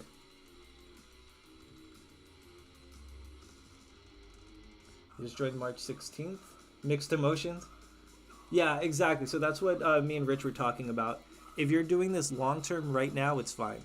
But if you think you're just gonna flip and make a couple bucks right now, it's the worst time in NBA Top Shot history for sure. But same as you, man. I wish I got here a year ago, bro. People were getting LeBrons for what, dollars? I mean, nah, it wasn't that low, but it was like a free for all. There was way less people, so you were getting, better chances of actually getting the packs for $9, or $20, whatever. This is the only time in my life, man, that I'm like, you know what? Good, I have $250 to give you, to a company, and the company's like, nope, sorry, we don't want your money. So this has been an interesting experience for sure.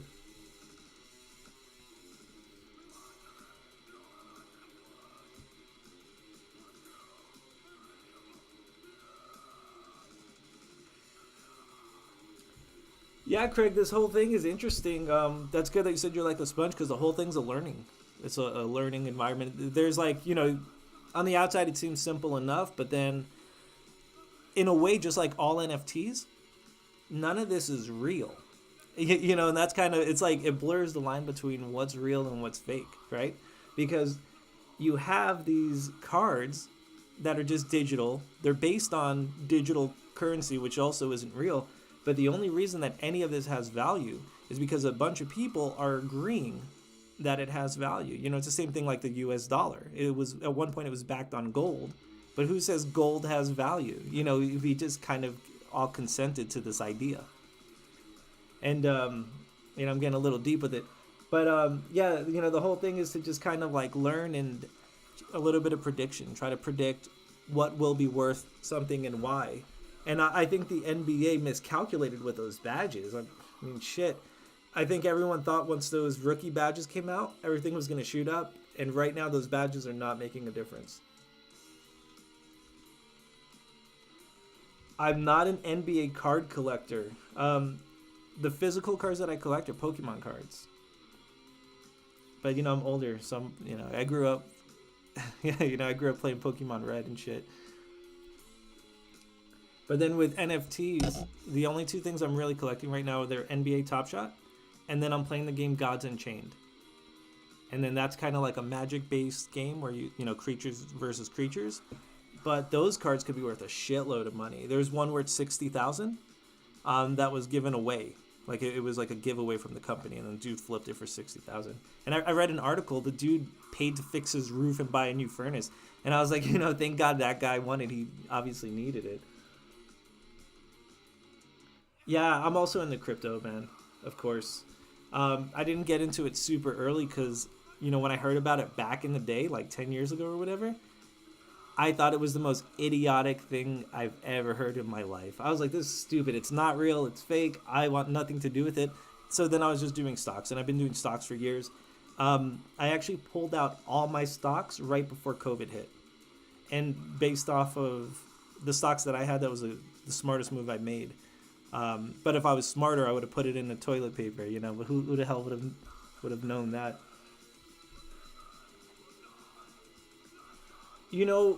Okay, so Rich, with Pokemon NFTs, I'll tell you this. I would love it, but I don't think the entire blockchain ecosystem could handle that.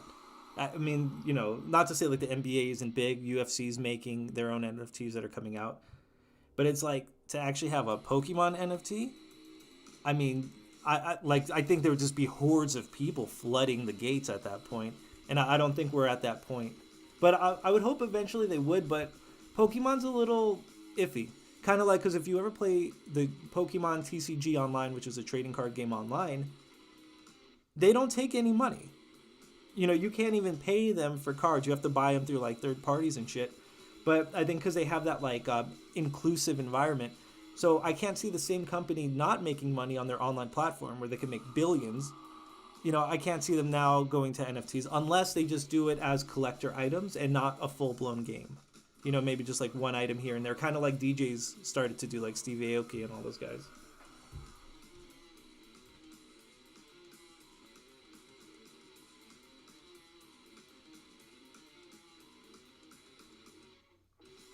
Oh, Iverson, you're looking for the secrets? What are you looking for here, man? I'll tell you this. With crypto, my personal strategy is Ether. I have the majority of my money into Ethereum, and that's because one, most of the NFTs are actually backed by Ethereum. Not only that, they're creating Ether 2, like literally it's called Ether the number 2, that's getting released next year. And I don't know. I have full stock in Ether. Aside from that, all of the other like the altcoins that I get into, I day trade. So there isn't like one specific like, oh yeah, I'm into this or that. I literally just try to follow market trends, and every day I'm just trading the crypto, and that's one of the reasons why I use Coinbase. And I actually have a whole video on Coinbase if you're interested. The video is on how to get $35 for free to start crypto trading with Coinbase. So, I mean, that's pretty much what I do is because with Coinbase there's no trading fees. Right, so if you're trading from this coin to that coin, it's completely free, and then you could do up to $10,000 a day. So if you're also interested in like kind of using my tactic of just day trading, for sure watch my video on Coinbase on how to get $35. Use the referral link so I can get some money too. Share the love, and then just go ahead and do that. Let me know if it works for you if you end up doing that. I mean, are you already into it? What is it that you mostly have your investment in?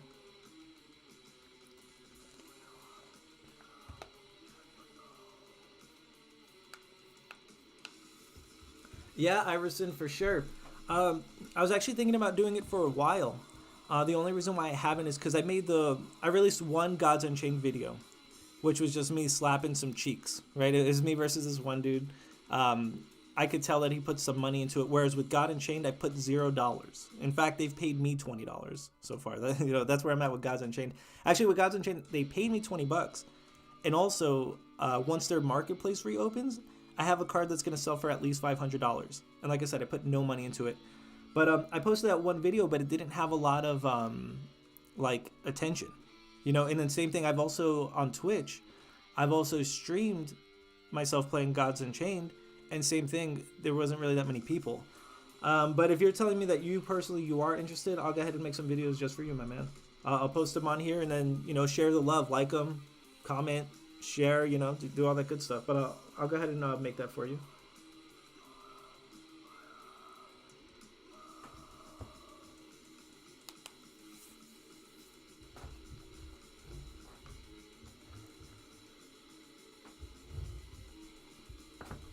And then 1 second, I just have to charge this.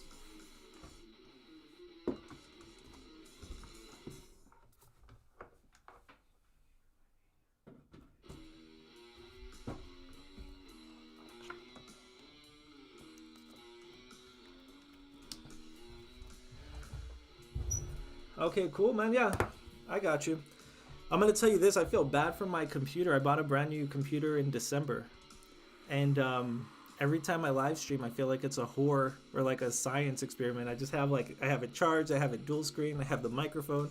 So I have this like super cool computer, super cool laptop. But now it just has all these wires sticked into it and plugged into it.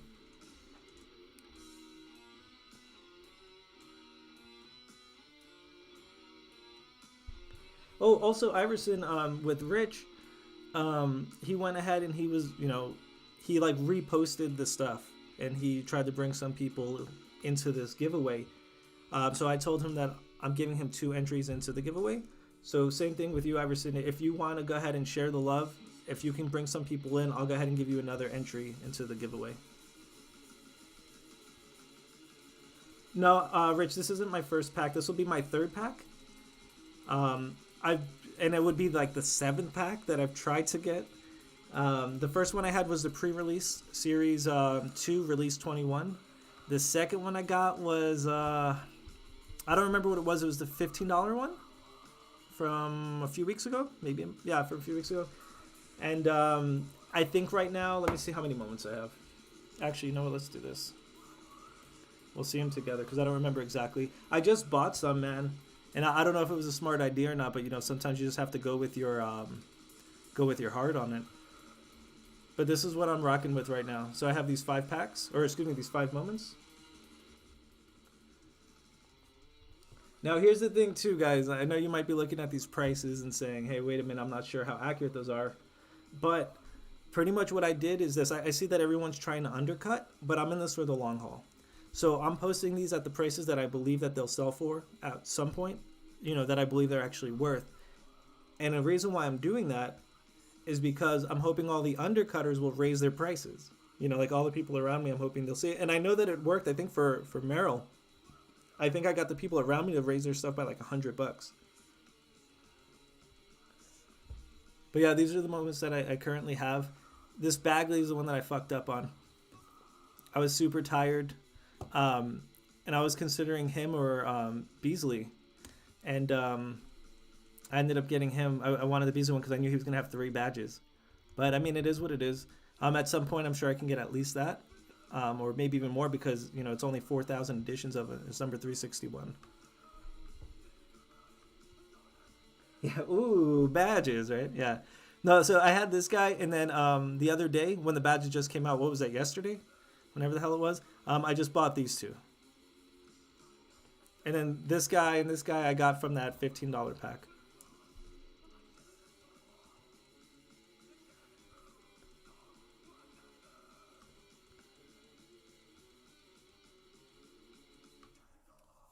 Okay, so hey Justin, thanks for dropping in. I'm gonna go ahead and add your username to the random list.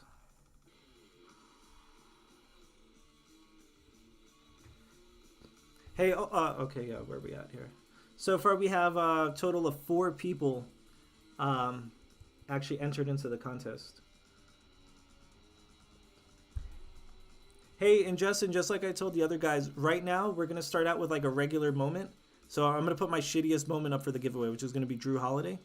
But the more people that I actually get entered into the giveaway, I wouldn't mind like upgrading. I mean, maybe upgrading, but at least upgrading to Anderson. Or possibly, if we can get a shitload of people, I wouldn't mind having the giveaway prize being the pack itself that I'm waiting in line for. We'll do like a live unveiling and shit. But that's if we can get more people. So if you want to like share it, get your friends in, that'd be real cool, man. Oh, you like the odds? Yeah. Well, that's the thing. So you can like the odds to get a Drew, or you can have worse odds and, get something better.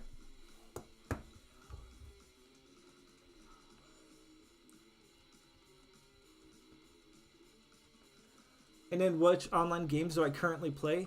So yeah, so in terms of NFT, the only game I'm really playing right now is Gods Unchained. I think I'm level like 34, and then my rank is Meteorite or Twilight, whatever the hell it is. It's like pretty much 6 out of 10 on the rank, so I'm moving up.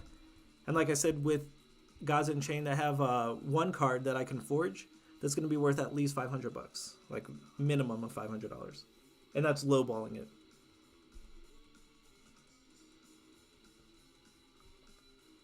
Will it be live when you choose? Yeah, pretty much. Like, I'm just gonna keep this rocking until I'm only 70,000, man. We're gonna be here all day.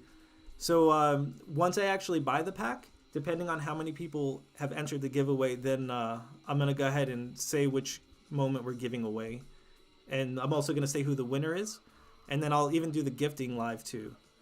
And the only way that I won't do the gifting live is if we have a shitload of people. And then that way I'll do the actual pack itself. And then, of course, we have to wait for the pre-release.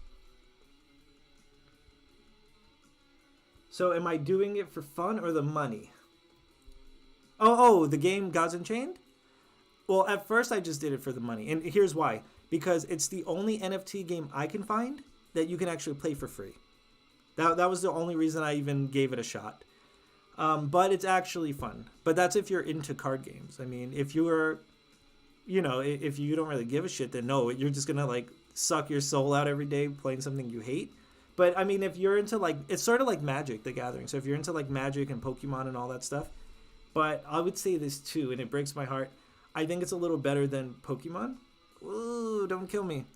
But the reason why is because like, oh, you like Yu-Gi-Oh? Yeah, you'll like this shit, man. But the reason why I like this is because it's way more customizable in terms of your deck. Because what you do is you have to choose a god. You have 1 of 6 gods you can choose. Then each god has 1 of 4 powers you can choose, and that's to start the game off. Then you have common cards that can be used with any god, but then you have specific god cards that can only be used with certain gods. But then even within that, within your deck, there's so many different strategies, man. Like cards have different abilities, and there's what are they called? Relics that you can use. There's spell cards. And like the diversity of that game is like you're really making the deck your own, and that's what I like. Because you know how like most RPG type games are, it's all about the build, right? Like even with Warzone, man, it's all about you need like the right gun right now. If not, you're gonna get clapped. But like with Gods Unchained, it's more of just, hey, no, what's your real strategy? Because I'll tell you this, man, I put $0 into the game, and I've beat people that have super paid decks, and you can tell. Like it's extremely obvious that they paid, and I've been slapping cheeks. But don't get me wrong, I've lost a shitload too. But, the fact that I know I can beat paid players tells me it is about the strategy.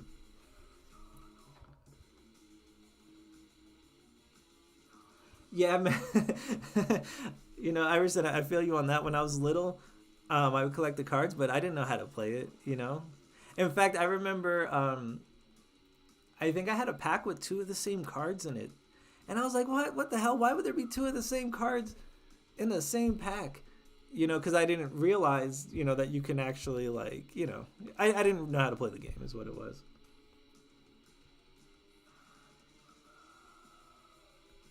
Simple and easy to understand. That's what I shoot for. So let me ask you this, Iverson, because I can always use the feedback. Right now, just talking with you, do you feel like I'm over-explaining anything? Or do you feel like if I was to make a video right now, it wouldn't be efficient?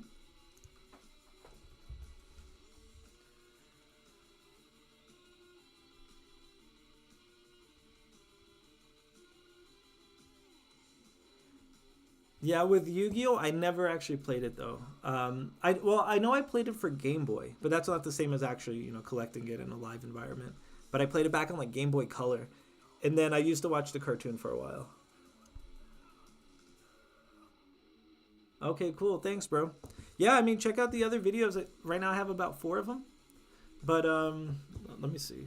Facts.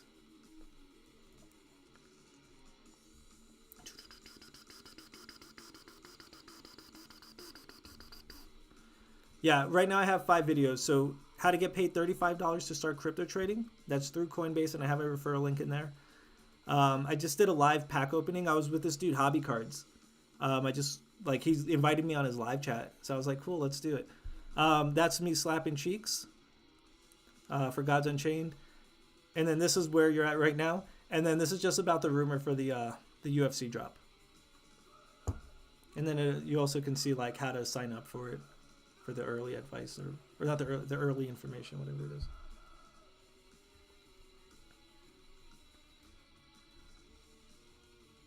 $2 p.m. So 70,000. And where did I start off at?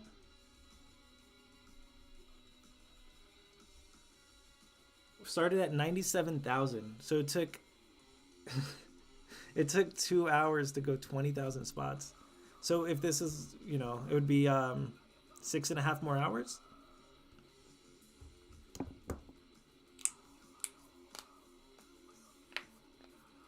But yeah, dude, I try to make super short videos, like, because the one thing I hate is like when you're looking for something specific and then you have to like skip through the video and then they don't even explain what the hell you want.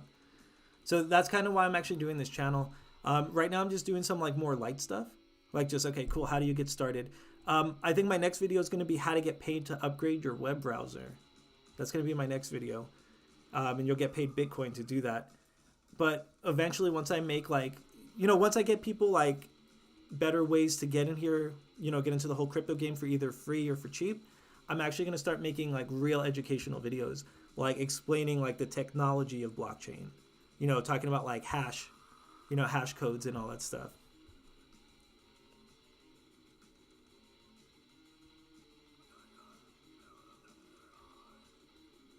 Okay, now I got you, man. So let me ask you this then, since okay, I think that $20 thing though, I think that they already canceled it. But let me see. $20 referral. So yeah, if you go to my page, by the way, and go to About, and then go to the bottom, there's a $20 referral for Gods Unchained. And I'm gonna see if it's still active. Yeah, it's still active. And then for that, it's like super easy. It's just these 8 things. But dude, you're gonna need a Coinbase anyway, man, right? You know, to get your $20.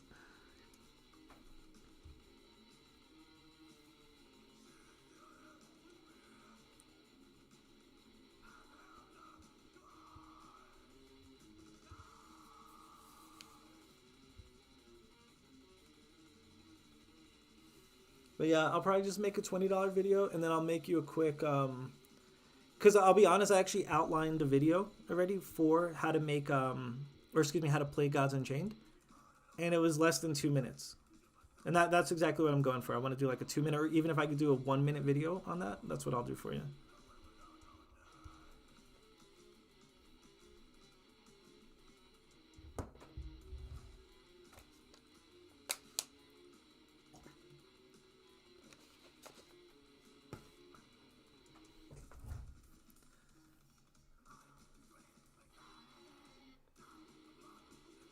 Five minutes? Really? So you're saying if I was to make a 5-minute detailed video, you'd actually be interested and watch the whole thing? Cover all the basics? Yeah, well, I'll tell you this, in 2 minutes, the 2-minute vid, it will cover all the basics for sure. Because that's what I did. I outlined the basics. I wrote them down of like what you need to know to get started.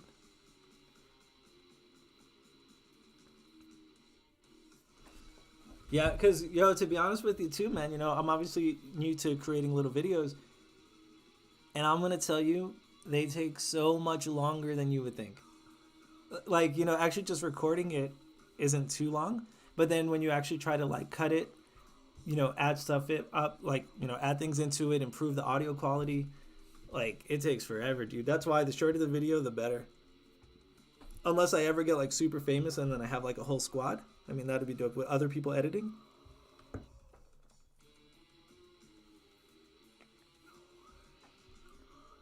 No, let's do this too.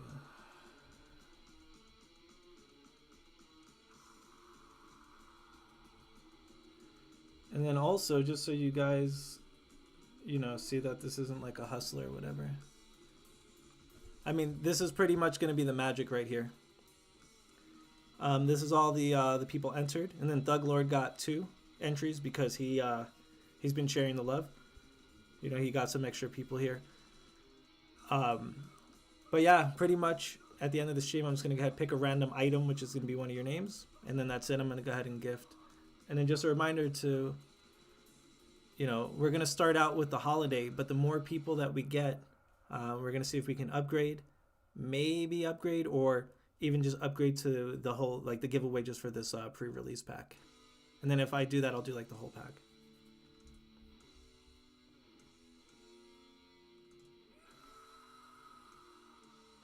What'd you say? Heck yeah. You can even make it a 10-minute video and give out tips and tricks. Your best deck for beginners, how to rank up. Hey, I'm not there yet. Oh, you're not on the list? Let me see where your name's at. Hey, Iverson, if you're not there, just post your name again. And hey, Ray, thanks for stopping by. Make sure that you like the video and that you're also subscribed to the page. Because once I pick a winner, you know, if you're, I'm going to double check it based on the subscribe list and then the actual likes.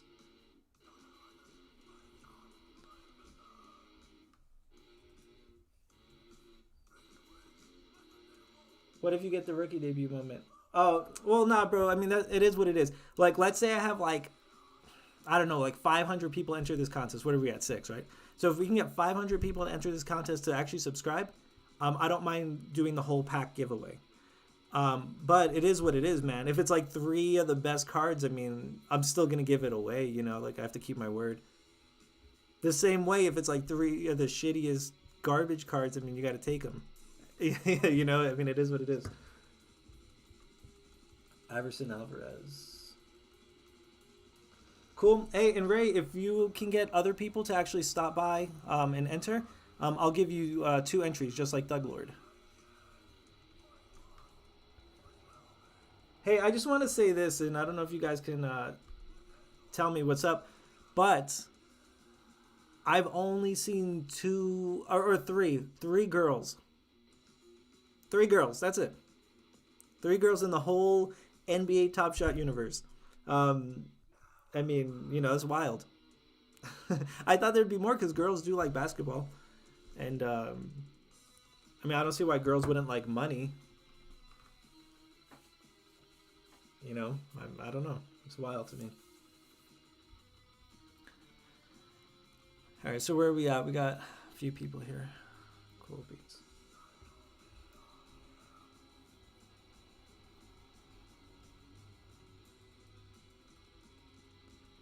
Oh, hey Ray. So my collection right now, I've only been doing this for a little bit over a month. So right now I'm just sitting on these cards. So I have 5 moments. My shittiest one, Drew Holiday. I think Merrill's gonna be my best. If Bagley's hand recovers, which I believe it will, that's why I bought this when he had his hand injury. I think he's actually gonna be my most valuable card.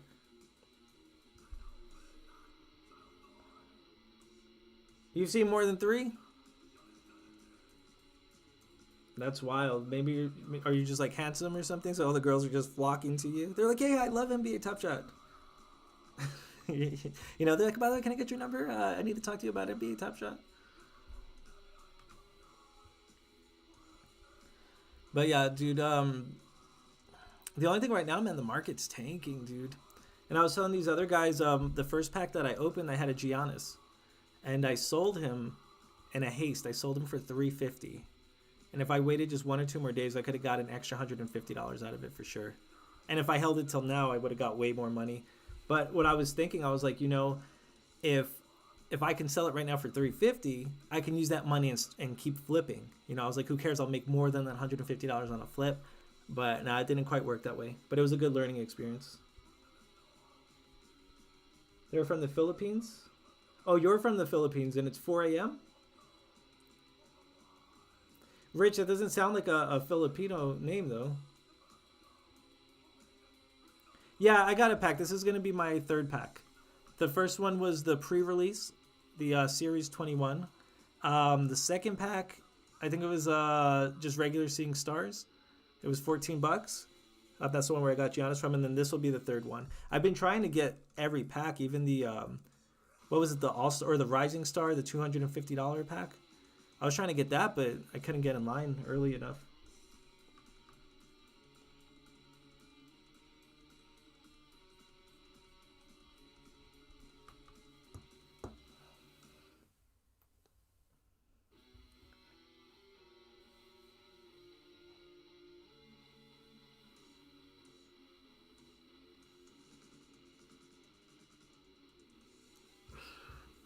All right, so the challenges, I haven't even tried to do any of them. The reason why is I know for sure they're not worth it. But now you bring up an interesting point. You're like, well, wait a minute. The market's dropped, right? And now you can pay less to get all the cards. But I don't know, man. Because even now you're saying, what, 4Gs? I mean, paying 4Gs for, to get a little collection plus that one card challenge bonus, I mean, it may not be worth it. I think it's one of those things, if 4,000 isn't anything for you, and you're like, well, who gives a shit? I'll pay the 4,000. I'll get the free card anyway. In worst case, I'll just sell everything. I mean, then who cares? But right now, 4,000 is a little rough. I mean, to just drop it to get one card. Because here's my issue, too. With these challenge cards, we don't really know the value. We have to assume the value. But I would say this, though. Let me see which one it is. Because I do know that they have that, the LeBron. But I didn't even look at the number, nothing. I just kind of was like, hey, I'm not even interested. But let me take a look at it. Which one is it? The All-Star family? No. Oh, wait. You're talking about the one that's not even released yet, right? Like, you're talking about the rumored one?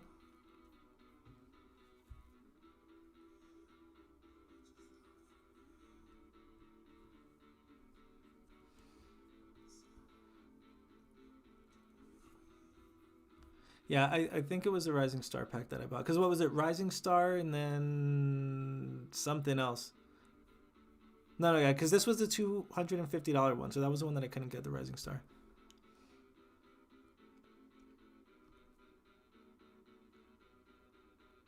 Yeah, I saw that they announced it on the Discord.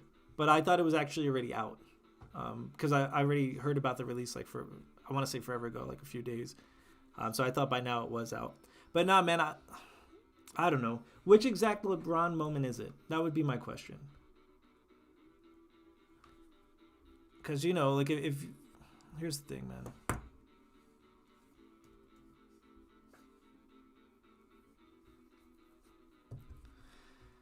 Because here's the thing, right? Like, what, we're going to get one of these little shits? 35,000? Or it's actually like one of the All-Stars, right?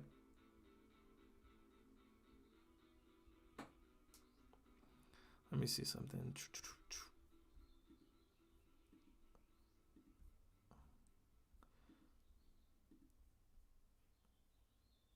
Because I think it would be this. So is that the LeBron card that would actually be the reward for the challenge?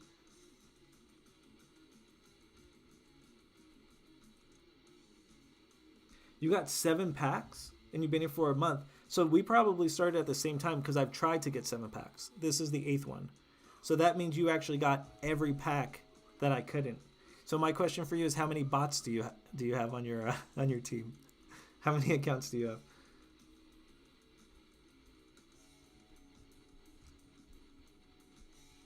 Oh, no way, dude. And you got... No, I'm just joking with you, man. But then... So, and you already got this one too? Yeah, I don't know why, man. I've been having bad luck. Because I started out at 97,000. I'm still here sitting at, almost 70. And it's already been over 2 hours. But yeah, if the challenge is for this card, and you're saying what, you can get it for at least 4,000?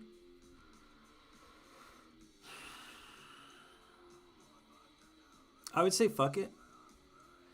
If we are still going to be in this down market, and you really believe that you can get the entire challenge done for about $4,000, and then you can get a card that's worst case 2Gs, because also too, I'm sure if you get a better serial number, I mean, shit, right?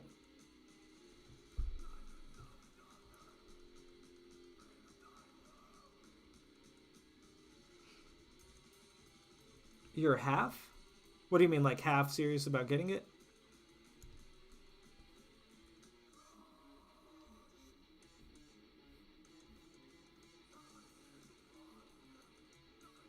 Worst case, $800. Well, yeah, I would say fuck it, dude. If you have the 4Gs right now just to play around with, I mean, why not? But think about it like this. Let's say worst case scenario. Let's say the market drops more. So let's say you paid the 4,000, right? The market drops more. As long as you don't get scared and then just panic sell it, it'll be fine. Because I can't see any of these cards being less than what they're at now in like a year. Or let's bring it up 5 years, 10 years. Imagine right now someone had like a Larry Bird card, like in real life, like a physical Larry Bird card. I mean, the same thing's going to happen. Eventually, these are going to be like vintage. You know, it's just our vintage in the future is going to be all digital instead of physical.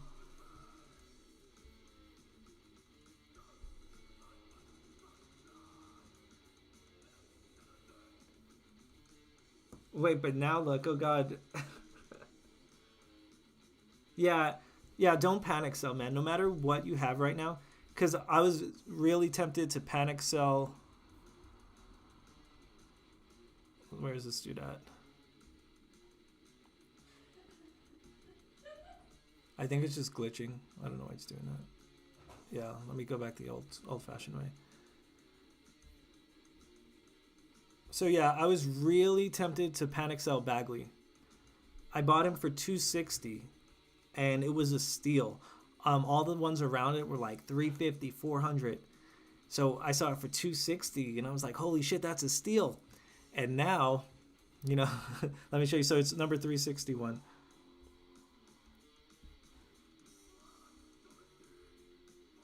Okay, that's cool. So like mine's right here. And then look, this motherfucker is selling his for 200 flat. And then even here, 286. I mean, so I was really tempted to panic sell him for try to sell him for 200. But I really believe that if I just wait,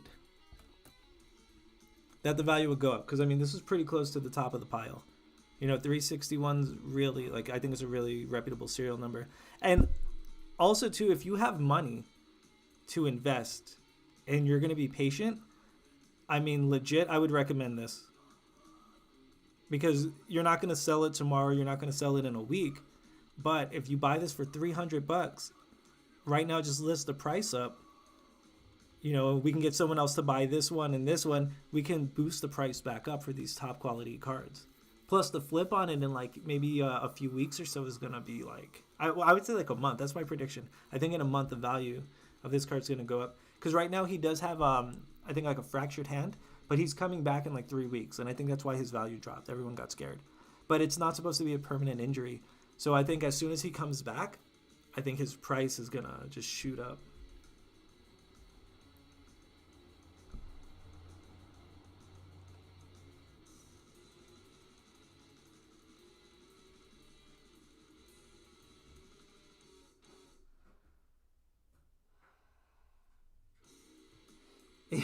Yeah, in the future, yeah, exactly. You'll be the only ones who have the moment. Right on.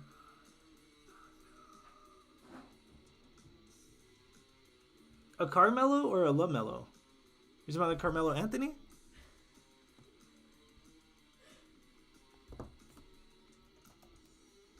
Oh, what?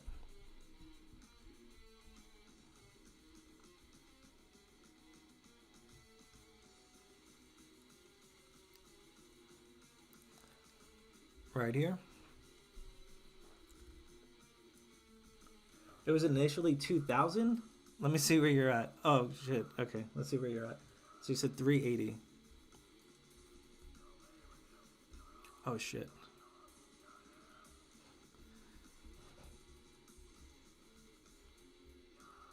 So you're right here. How much did you pay for it, dude? That's a huge undercut, man. This guy's scared.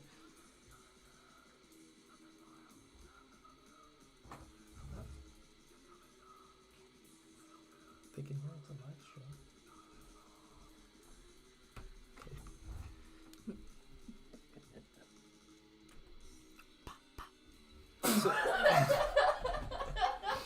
My girl's being a creep. She can't handle the intensity of a live stream.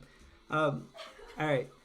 So wait, are you saying though that you paid $700 for it? Oh, or you initially paid 2 G's for your 380?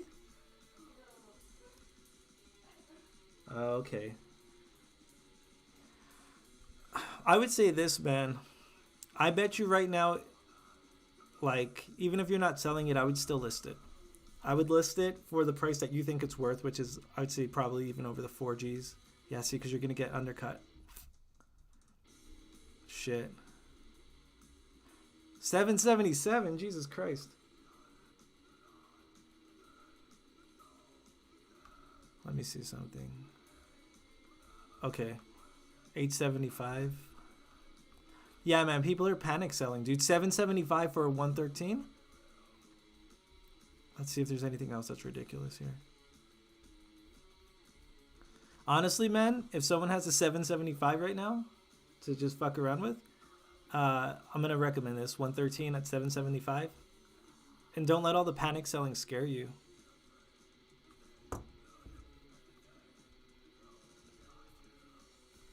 Yeah, but dude, Ray, just don't panic sell it. Like, I know right now everything's looking crazy. Don't panic sell it. It's going to be worth bank, dude. For sure. Yeah, exactly, dude. I was actually surprised they even making his cards. I thought he was out the door. Like, he's still a good player, but I thought he was out the door.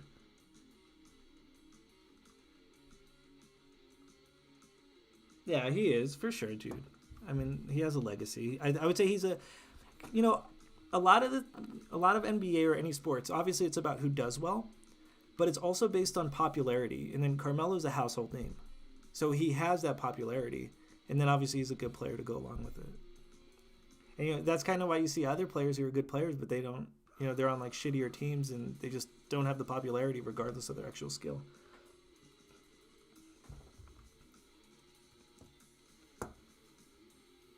Let's see where we're at in line. 60. All right, guys, I officially live in this line.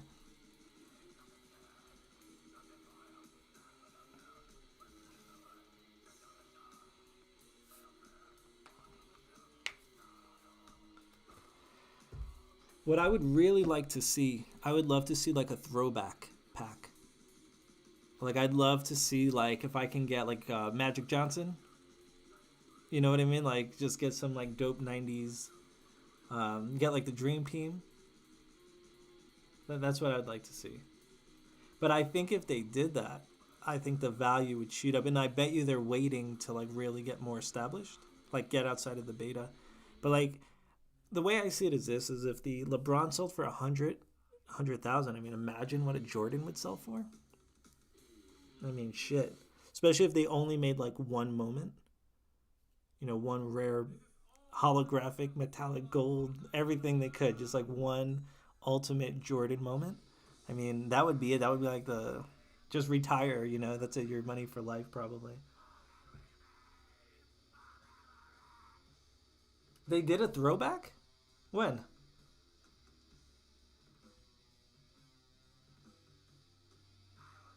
A 749 Zion? So then you're stacked, dude. How many moments do you have? So, Iverson, who was included in that throwback then? Because, look, let me see here.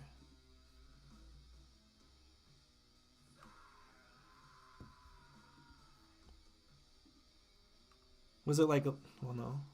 NBA Finals. Stick to hoops. Lace them up.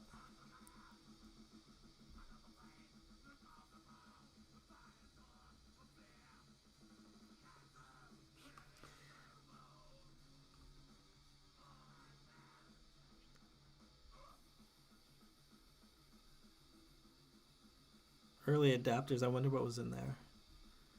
Actually, I want to see. But yeah, so which one was the throwback? Because I don't see anything here that like says retro throw. Oh, throwdowns. Are you thinking of throwdowns? Because I'm thinking of throwbacks, like some old school players.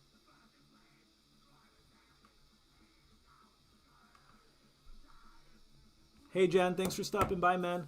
I'm gonna go ahead and enter you into our official raffle right here. Remember, you do have to like the video and you have to subscribe. Whenever there's a winner picked, I'm going to go ahead and check on the, check my subscriber list.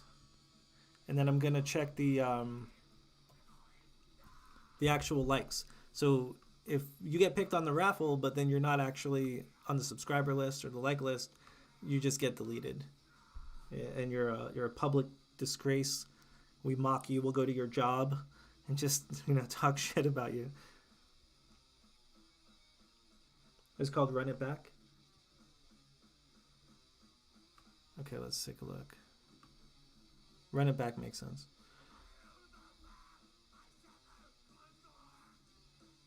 Actually, can we type that? Okay.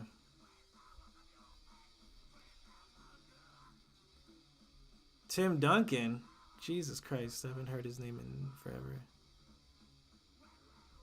Yeah, 10 G's though. That's fair.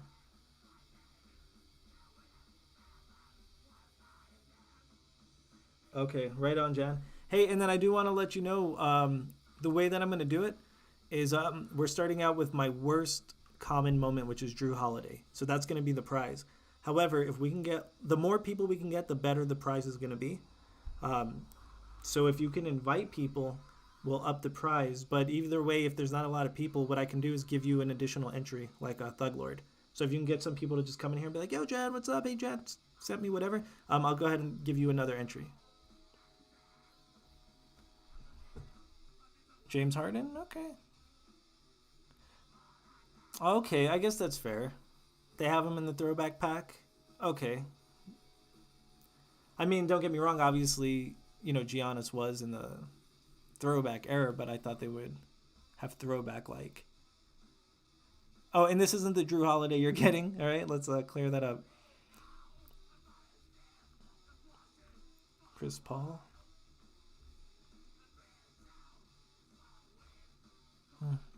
I do want to see this. Let's see. So supposedly the most expensive from this pack. Okay, Durant. Okay. For 33,000? Yeah, let me ask you this though. I'm not going to say if this is or isn't valued at 33,000. But I mean, shit, you think people are really buying it for 33,000? I mean, that's a grip. Or let me ask you, would you be willing to buy one card or one moment for 33,000?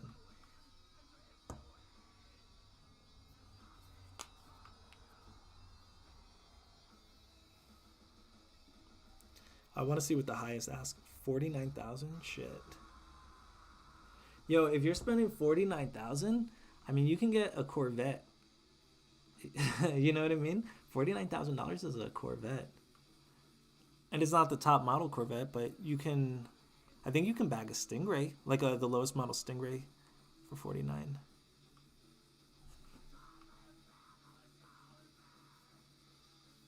Hey, also, while you guys are here, I do want you to know, oh, not that page. I do want you to know, and this is optional. This has nothing to do with the giveaway. I'm just trying to promote. So obviously you guys know about my channel, right? You're here. And if you go to About, all the way on the bottom, read this stuff. I took time to read it. Go ahead and read it. But I do have referral links. So you can get $10 for Coinbase, $20 for God Unchained. This will take you to my group on Facebook where we're going to do raffles and giveaways.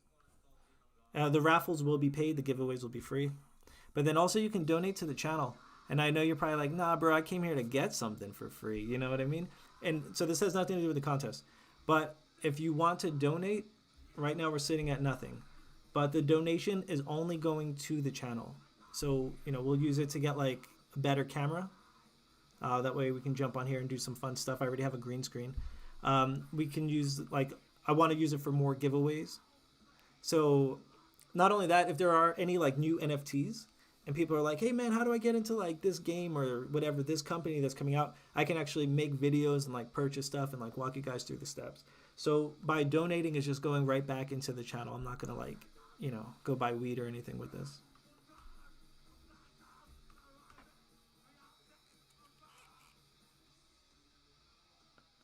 Yeah, some people, yeah, I bet, man, like rich people. Because I honestly believe a lot of NFTs, I think they're more about tax evasion than anything. And I'm not necessarily talking about NBA Top Shot, may or may not. But I mean, if you actually go to like the nifty markets, I mean, shit, there's trash, pathetic excuses for artwork, and they're selling for 100,000, 500,000, and there's not any real logic behind it. So I think a lot of it is just tax evasion.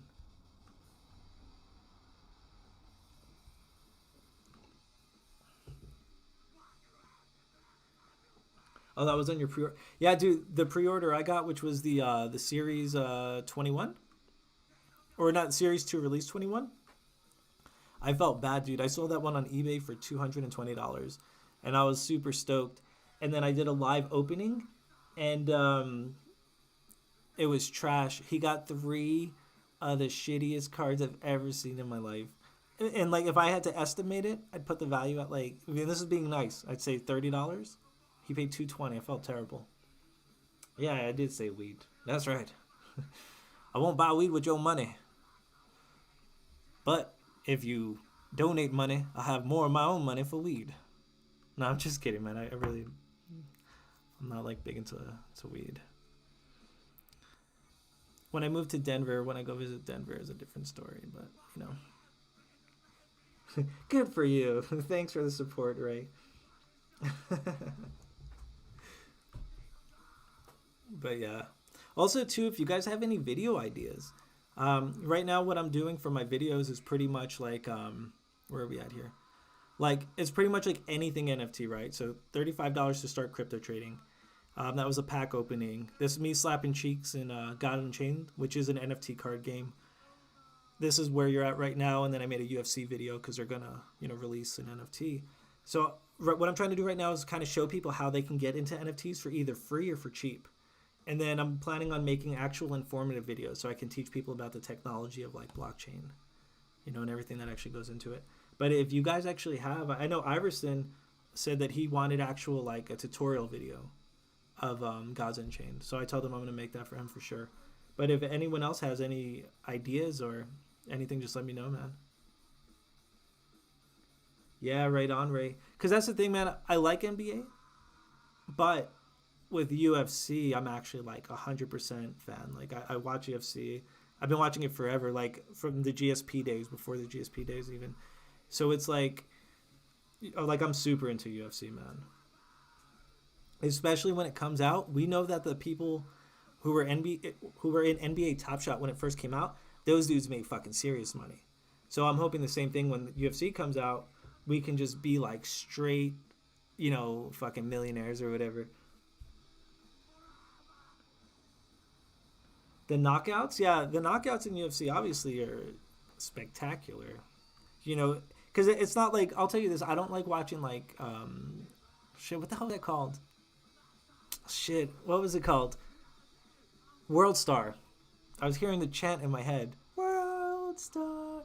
I don't like that because it's like you have two people that don't know what the hell they're doing, and it's like someone's, I'm sure some of those people really died, and it's like I don't really care for it too much. I'm from New York. I've seen enough fucking violence, but UFC, the technicality of those knockouts, that's a work of art, man.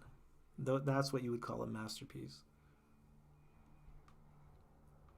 So, I don't have confirmation on the NFL, but I've heard enough rumors. I can't imagine that the NFL would avoid this. Because think about this. What really goes into this in terms of investment? They need a website. They need to make moments and mint them. That's really not a lot. So the return on investment for this has to be beyond what you and I can even quick estimate. So NFL loves money, right? We know that. They're the biggest assholes for money in the world. So they're definitely getting in on this.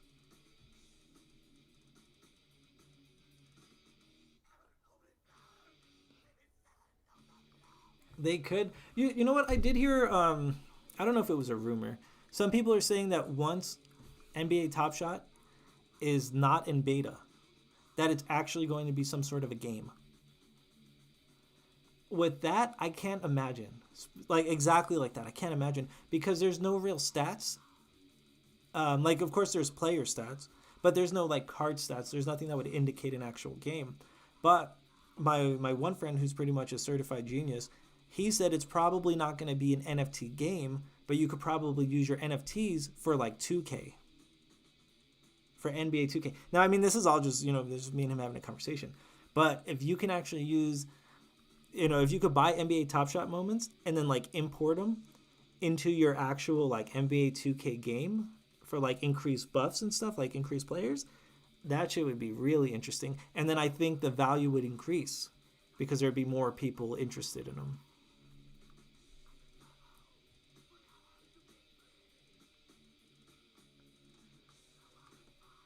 So, okay, Iverson, if I had LeBron's most expensive moment, so here's how it works. We need to get some dollar signs on this for me to answer. Like, we obviously know it's a shitload, right? Okay. The answer is a shitload, but let's see exactly how much it is. Because the way that my brain works is a shitload of money is not really a shitload unless you can do something with it. So we're going to do this, which isn't exactly accurate, but it's close.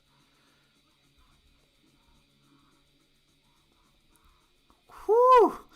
250,000 for the lowest ask? All right, let's okay. So now your question is this, right?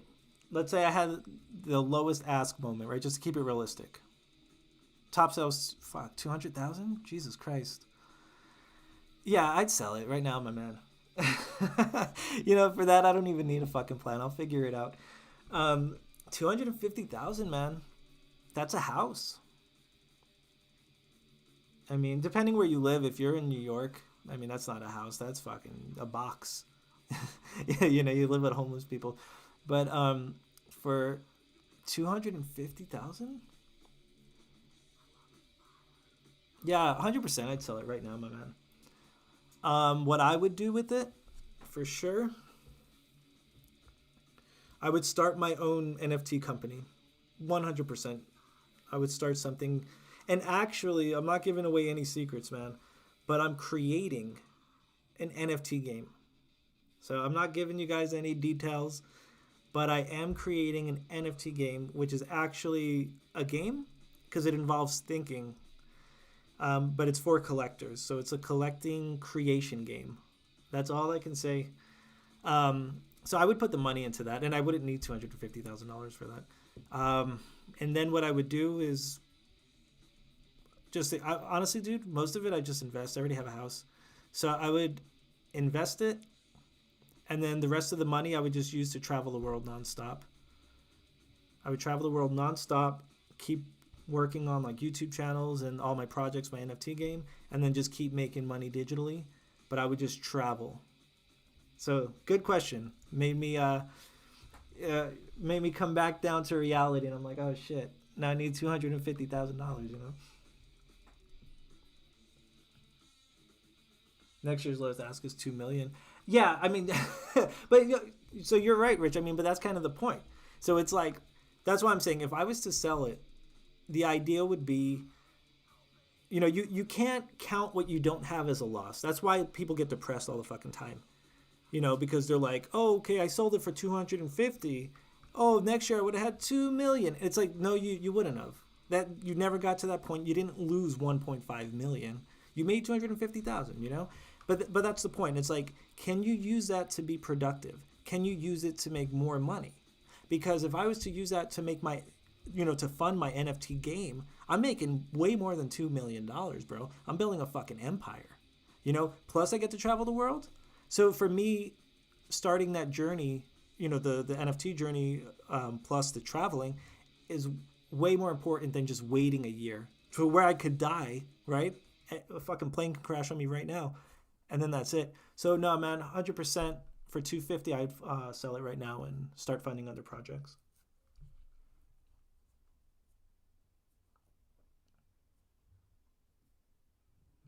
All right, hold on. Hey, you guys want more death metal? Or actually, I don't even know if you can hear the music. But if you can hear the music, you want more of the same band, or what do you look? I listen to everything, so if you guys have a suggestion, I don't really care.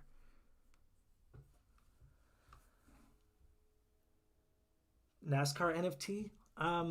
I'll tell you this. I'm sure any popular sport NFT is going to be worth money, but I don't know shit about NASCAR. I know that they go fast and they drive to, or what is it? I'm going to go real fast. I'm going to turn to the left sometimes. That's from South Park. That's all I know about NASCAR is that they drive fast and they turn to the left sometimes. But even if NASCAR did make something, knowing shit about it, I would still get in it in the beginning. Like I would buy, if let's say it was the same thing as NBA Top Shot, I'd buy like the first few packs and just sit on them, and then eventually release them, sell them, and then use the money into like the NBA or the UFC one, like something I know more about.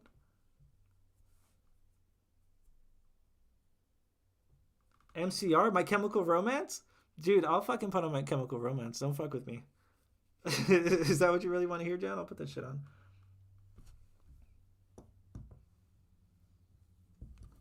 Cause if you wanted honesty, that's all you had to say.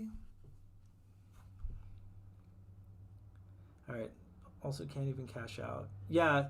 I think that's a big reason for the sales. Actually, I have a question for you guys. Has anyone actually bought an account? Because I'm a firm believer that anyone selling an account is just a hustler, right? Obviously, because they can't verify their account, so they're selling it. And they're trying to say, oh, it's because I can't cash it out for however long. I think it's because they can't verify it. But when you get it, I don't think you can verify it either. Especially because now you have two accounts. How are you going to verify two different accounts?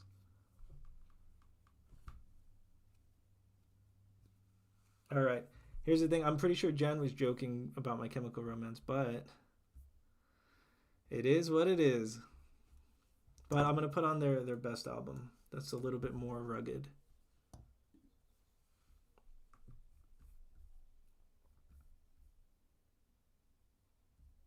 Damn, I haven't fucking heard them in so long. I think this is the album.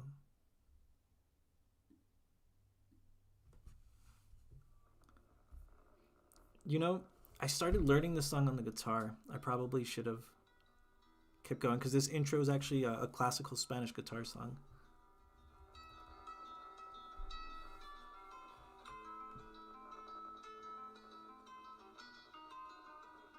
Oh, the NASCAR one's already out? Yeah, see, that's what I'm saying. I don't know shit about NASCAR. I didn't know that they released it. So did you get into that? And how much are those packs?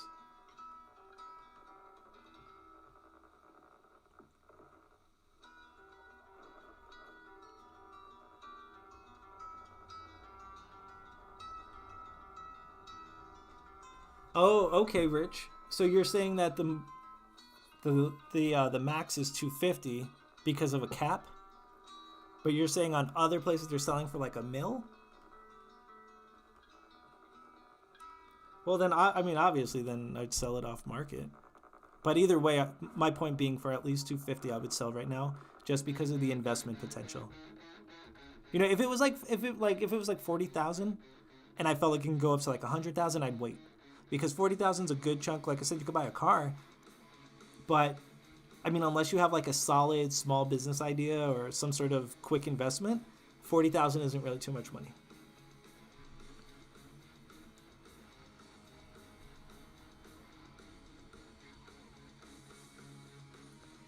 Am I the guy who bought pizzas for 10,000 Bitcoin? Oh, that's funny, dude. Yeah, I get your reference. I could have been if I was in Bitcoin back then. I'm a pizza fanatic. I'm from New York, man.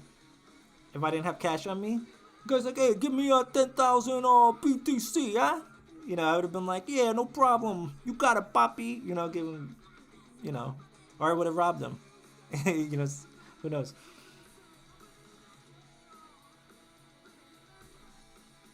Red Hot Chili Peppers. All right, I'm gonna put Red Hot Chili Peppers on, but I want to hear this song and the next song because they're both like a little bit of their harder songs, and then I'll put on Red Hot Chili Peppers.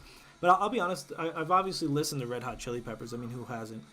But I haven't really like listened to them. Like I've put on their albums before, but it always turned into like more of like background. So, I mean, but I'll put it on for you. It's still good music, man. But I love like Korn. I've seen Korn I think 4 or 5 times in concert. And then I'll say this though, if you guys want to jump in on some music conversation, the best concert or like the heaviest concert for moshing that I've ever been to, I'm not even a big fan, but I'm so glad I went, is Slipknot. They had the hardest mosh pit I've ever been in my life. It was fucking amazing.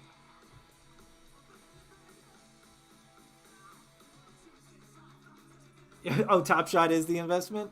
I mean, shit. I get what you're saying, man. If you already have 250,000 value in it, and it is still an investment, why not just keep it there? But that's what I'm saying, man. You just have to do the math, you know, or predict and do the math. So if you're, let's say hypothetically, let's say we can get 2 million for it next year.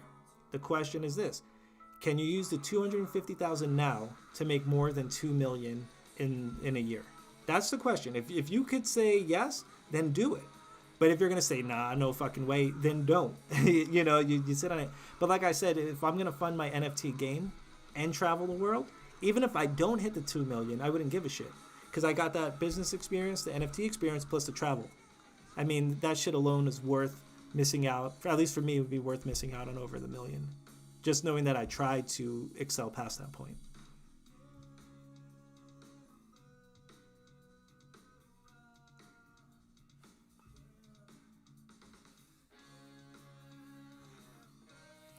I'm just gonna say this. I don't think Jan was kidding about the My Chemical Romance, and here's why. Because they didn't say My Chemical Romance. You can go back and read it. They said put on MCR. Just saying, throwing that out there.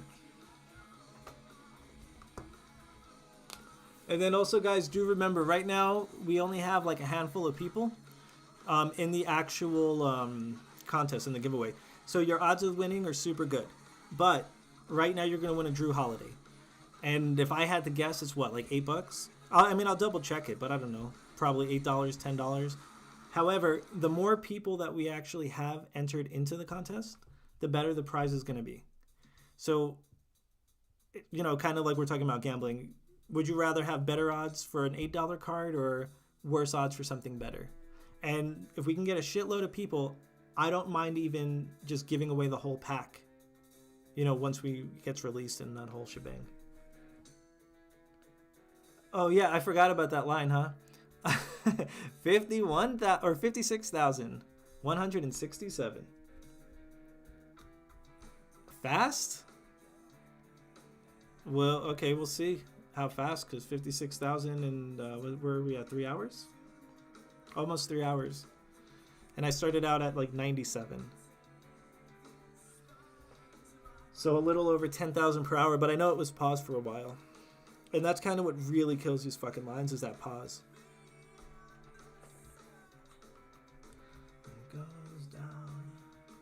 Have you guys ever started a business or anything? Just curious, because gamblers make the best business owners, in case you guys don't know that. A lot of people, we get really complacent and we think having a job with a company is like the best thing we can do. And for some people it is. But you have to remember, your boss, your manager, and even if your manager, the CEO, is making more than you, and you're never going to make more than them. So it's like, I have a big problem with that. So I don't work a traditional job. I refuse to. Actually, right now I have a good offer that I'm considering, but I'd rather just keep flipping shit. Freelancing, I do freelance work. I make websites. I tutor people on computers. I do like everything. But for me, I'm making like as much, sometimes more, than what I would at a normal job. But I only work a few hours a day. I get up at like 9 o'clock. I'll play Call of Duty at midnight with my friends, and I don't have to worry about getting up early. And it's like, I work a few hours a day. But a lot of people can't handle that, because they're like, no, I need to know that in 2 weeks I'm getting paid X amount of money. They need that. But for gamblers, you guys are gamblers. I was curious if any of you guys actually run a business full time or even had a business at all.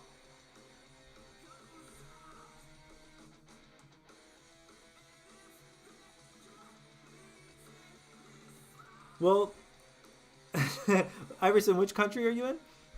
It's weird, man. So I'm in America, and, we're brainwashed, okay? I'm going to say this on behalf of all Americans. We're fucking brainwashed to think that America's, like, elite. America's the best, which it's not. I won't get too political. But whenever, online I meet someone, especially if the name's, like, an American name, in my brain I just assume they're American, But I think it's just that American biasness. But I wonder, do you guys do the same thing? Do you kind of just assume that other people here are just from your country?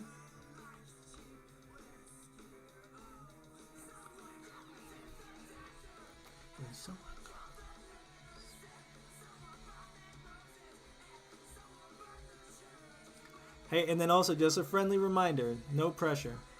But I do have a donation thing on my site. Once again, the donation, we all know what it's not going towards, right?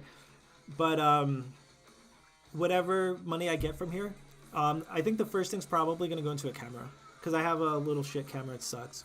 So it's probably going to go into a camera, but then I'm going to put it into NFTs. One for giveaways, but then also just for like tutorials. So I can start showing, because like I told you guys, I play Gods Unchained, and I do that because it's free. I wouldn't mind getting into like CryptoKitties, but that gas fee is a bitch. You guys know about gas fees, it's a bitch. So if I can get money on here, I wouldn't mind like either getting into CryptoKitties or something similar to show how it can work on like an advanced strategic level.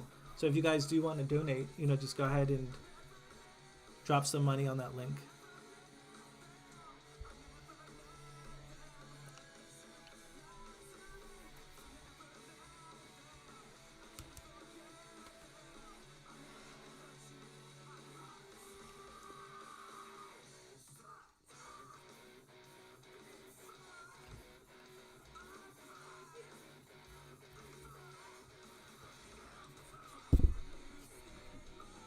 All right, and I'm gonna be right back, guys. I'm gonna try to see if I can get some other people on here, but I'm gonna be right back. I'm gonna get some water, but stick around, kick it.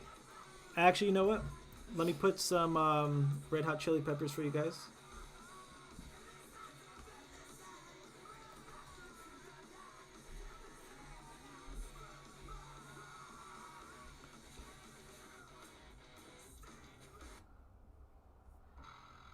And then right now I just put on their album, their Californication album. I'm just going to play it through. But yeah, I'll be back in just a few minutes. So just kick back, try to invite some people. I'm going to get some water. And then we'll dream a little bit more about money.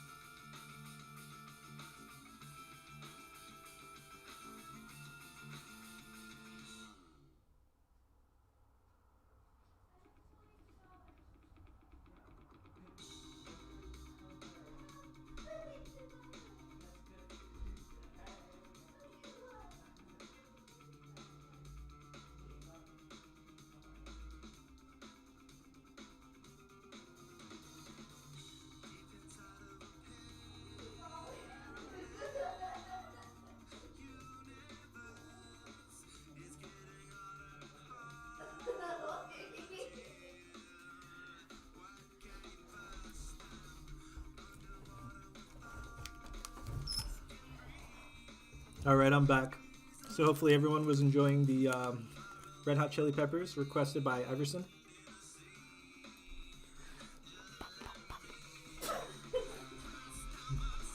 All right, let me read some of these comments. I think I missed some.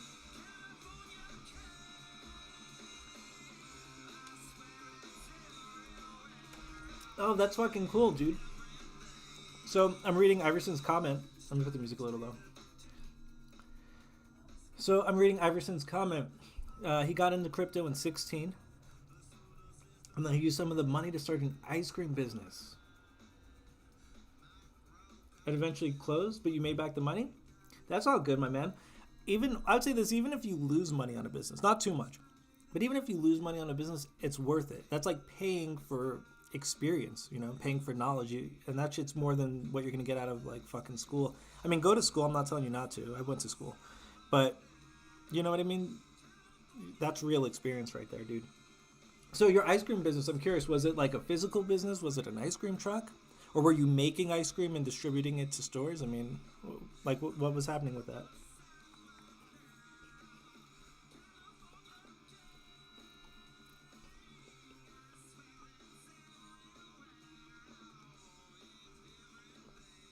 And you made a game? That's cool, dude. Let's see. Say about 100 people pay you just to get strong. Yeah. Yeah, that's exactly what I'm saying, like with NBA Top Shot, man. Like people are paying, we're paying real money for this shit, a lot of money.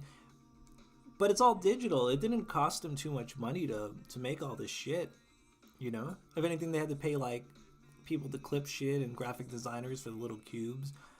They had to pay some coders to actually mint everything. But I mean, their return on investment is crazy. Same thing like, with your game, right? People are paying you to just code more digital items. You can't fucking beat that. And that's why I don't want to say that's exactly why, but that's why I'm doing my NFT game. I mean, I'm just going to code it. It's more about the fun. Like, how fun is it? How engaging is it? And I think it's creative enough to stand out in this NFT marketplace, or the NFT landscape that's being created. Plus, it involves like thinking, and so it's like it is a game, but it's not like a fast pace. It's more like a think type of deal, and a way for you to create. It's like a creation game, so you can create higher cost NFTs, and so there's nothing quite like it. Well, yeah, there's nothing quite like it. It's gonna be interesting. So, hopefully you guys didn't just subscribe for this fucking giveaway and you're gonna like run away. But eventually, as that NFT game comes out, we're going to need like testers, and then the testers will get free packs, whatever, So maybe you guys can make $1 million off of my game. That should be fucking cool. I'd love for that, man. It's 5 a.m. here. I can't invite my friends. Yeah, I feel that, dude.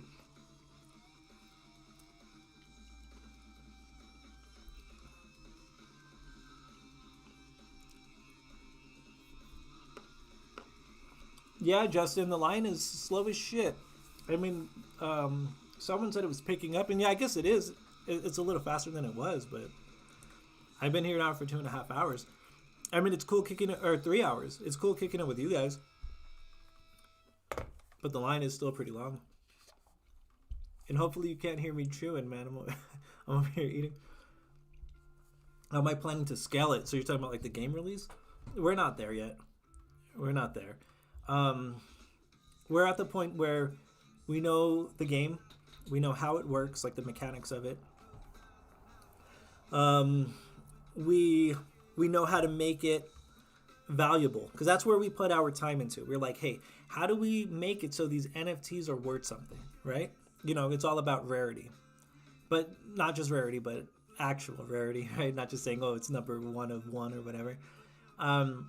But yeah, that's pretty much where we're at, and I just started coding it yesterday, so I mean we're still quite some time. It's just gonna be me and my homie. We used to run a website development company together, and he's actually like a pro coder. He's like a government contractor coder, but I'm just like a guy that likes money, So yeah, for scale, like releasing scale, I don't know. We're not there yet, man.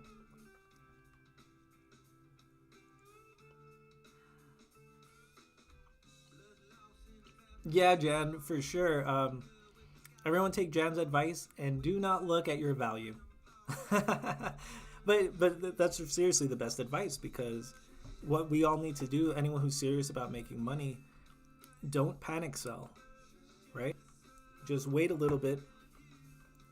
Don't even care. That's why, with mine, no, that's not my stuff. I wish, right? I own all of this. Where are we at here? Yeah, my moments. So like with mine, I know that the value's down right now, and it's a scary thing, but who gives a shit? So that's why I put these for the price that I want to sell them. And you're probably saying, look, dude, right now it's not going to sell for that much, and it's not, and that's okay. But I know it's going to, and I don't want to sell myself short. So post your stuff for sale at the price that you believe it's worth and should be worth, and then forget about it.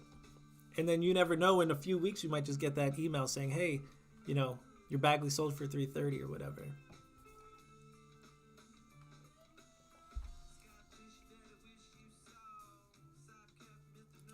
Hey, Just Me, thanks for stopping in.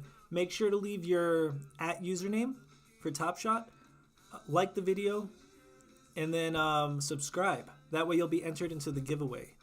Right now the giveaway is going to be for the Drew Holiday, because that's my worst card. If we can get more people, I'm hoping to upgrade it to the Anderson.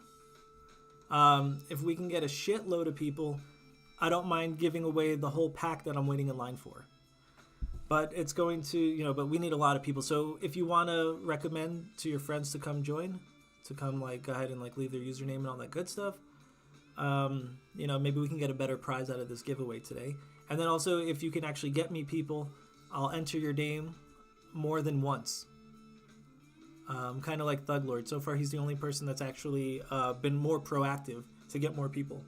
And if you can, it's cool. But if you can, it's even cooler, because now you have a better chance of winning. Play some Post Malone? Okay. Oh, you know what? Let me see if they have it on YouTube, dude. There's this Post Malone. I saw it on New Year's Eve. It was an online concert. And he was playing War Pigs. If you're familiar with Black Sabbath, he played War Pigs with Slash. And I didn't expect that. Let me see if it's...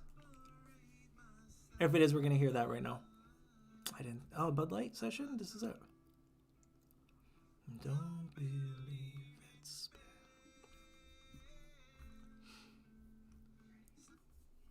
Here's what I'm going to do for you guys. I know for sure. So this concert's 52 minutes, and I'll be honest with you. And it's all style, so I'm not dissing anyone with style. But the first half was a little boring. It was just more slow. And then the second half is where everything picked up. So I'm going to go ahead and drop it to 30 minutes, or let's see what happens here. Yeah, no, that's cool. Let's back up.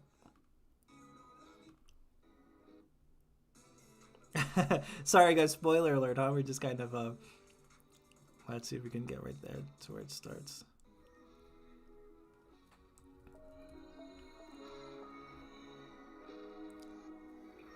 Can I get kicked for this?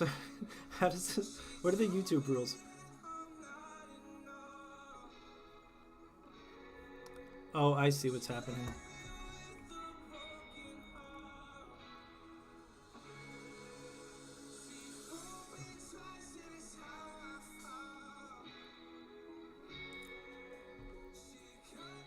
So do I watch Netflix?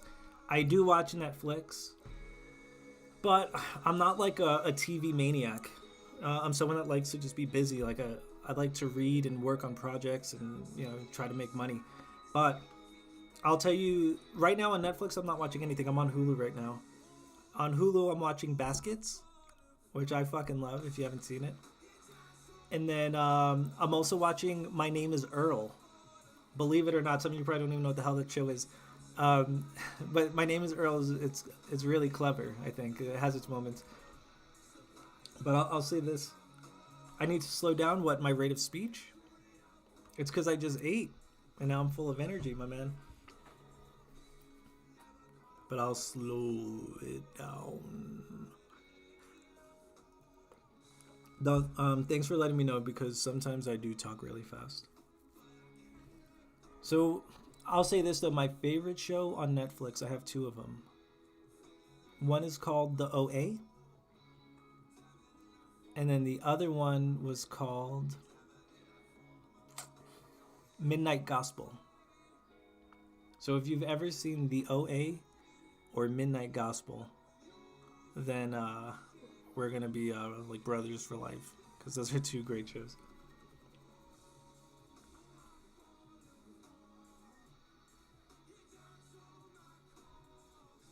Oh, okay. You're saying to slow down the music video.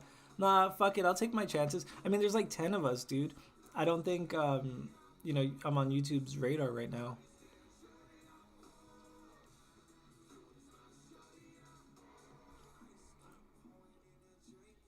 Plus, if you think about it, I'm really just giving YouTube a view right now, right? Because I mean, I'm not actually like ripping this. It's played straight off of YouTube. I'm just playing their actual video.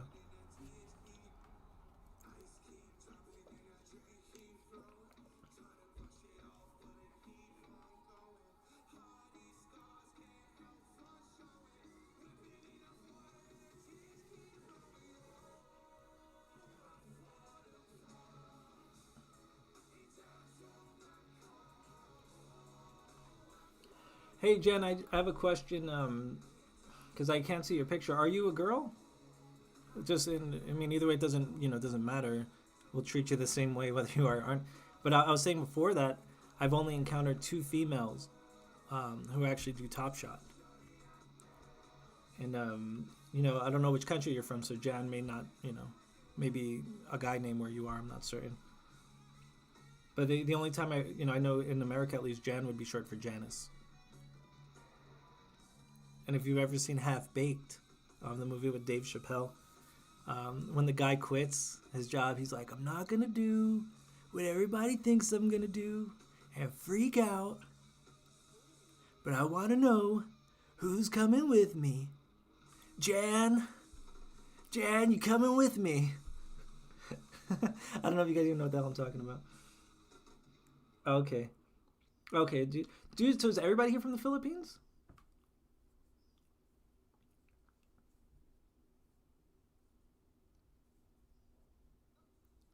I met one dude from the Philippines when I was in the military. His last name was Ramos. He was short. He was a pain in the ass. No, he was a really good dude.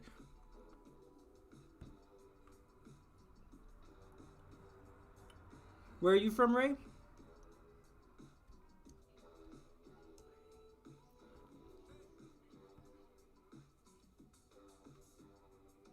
Oh, you're also Filipino. Oh, what? So you're Filipino, but you're not in the Philippines. And you're short, yeah. I mean, it is what it is. I'm Italian. I'm actually mixed. I'm Sicilian and Egyptian. But I'm not really short. I think the Egyptian side helped. I'm 5'9". But let me tell you, my man, I was short for fucking ever. It was, I used to be 4'11" for all of high school. But then my senior year, I was 5'1". And I was like, finally, I'm past 5 feet. Yeah, but not, then after the summer, after I graduated, then I shot up to 5'9". Born and raised in Los Angeles? Okay, cool. I've actually never been to LA. I'm from New York originally, and right now I'm in Texas. I've always wanted to go to Cali, but to be honest, man, LA seems like, I think it would weird me out. I try to be open-minded with everything, and I don't want to judge anyone because I don't know anyone's life, and I don't want to be judged either. But something about LA weirds me out, I think. And like I said, I'm not judging anyone, so just speaking. But all the plastic surgery, it trips me out. And I think if I went there and everyone had Botox and plastic surgery, I think I'd just be a little bit taken back by it. It's spread out. What, the amount of people who do and don't have a bunch of surgery? Because I do know LA is pretty different. Because I think you have the Mexican part too, no? And then I know you have I was watching Cecil Hotel. I know you guys have that part. That's all crazy. Lakers over Knicks right now though? Like you mean like right now, or you mean like if you want to talk about like the past few years? Because the Lakers, man, I mean, obviously they're a legendary team, but I don't think they're pulling in the numbers that they used to. I don't want to say it's just because of Kobe, but I think Kobe had a lot to do, had a lot to do with it. The COVID situation. So the city that I'm in now, we were number 1 in the country, I think, or number 2 in the country for most COVID cases. So it got real bad. But right now, Texas is really like stupid. So they had actually removed the mask law, I think just a week ago, and I was like, holy shit, we're all gonna fucking die, But surprisingly, like 99% of people are still wearing their mask by choice. So I'm like, this is the first time ever I'm like proud of the people here for doing the right thing. But either way, the situation's getting better. Oh, what? That's funny, dude. You were right. You called it. So how do I Oh, okay. Yeah. But you could still hear me, though, yeah?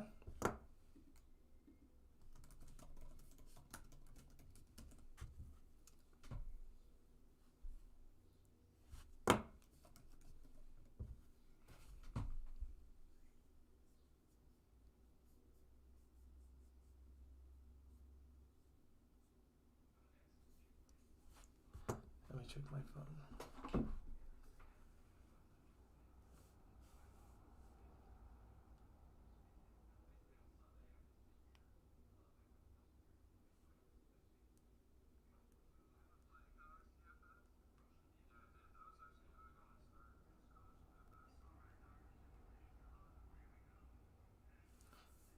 Yeah, no, you did tell me.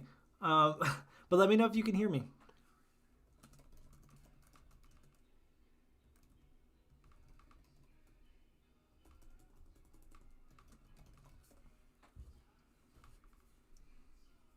Damn, dude, those bots are pretty fucking good, huh? Hold on.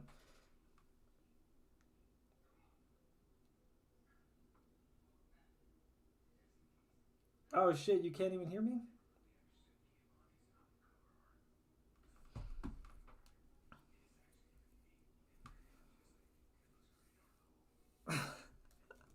Crazy. All right, here.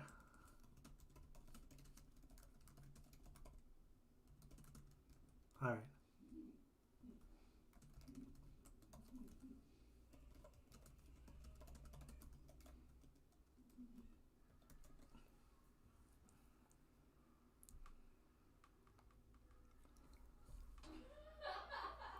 Oh, fuck.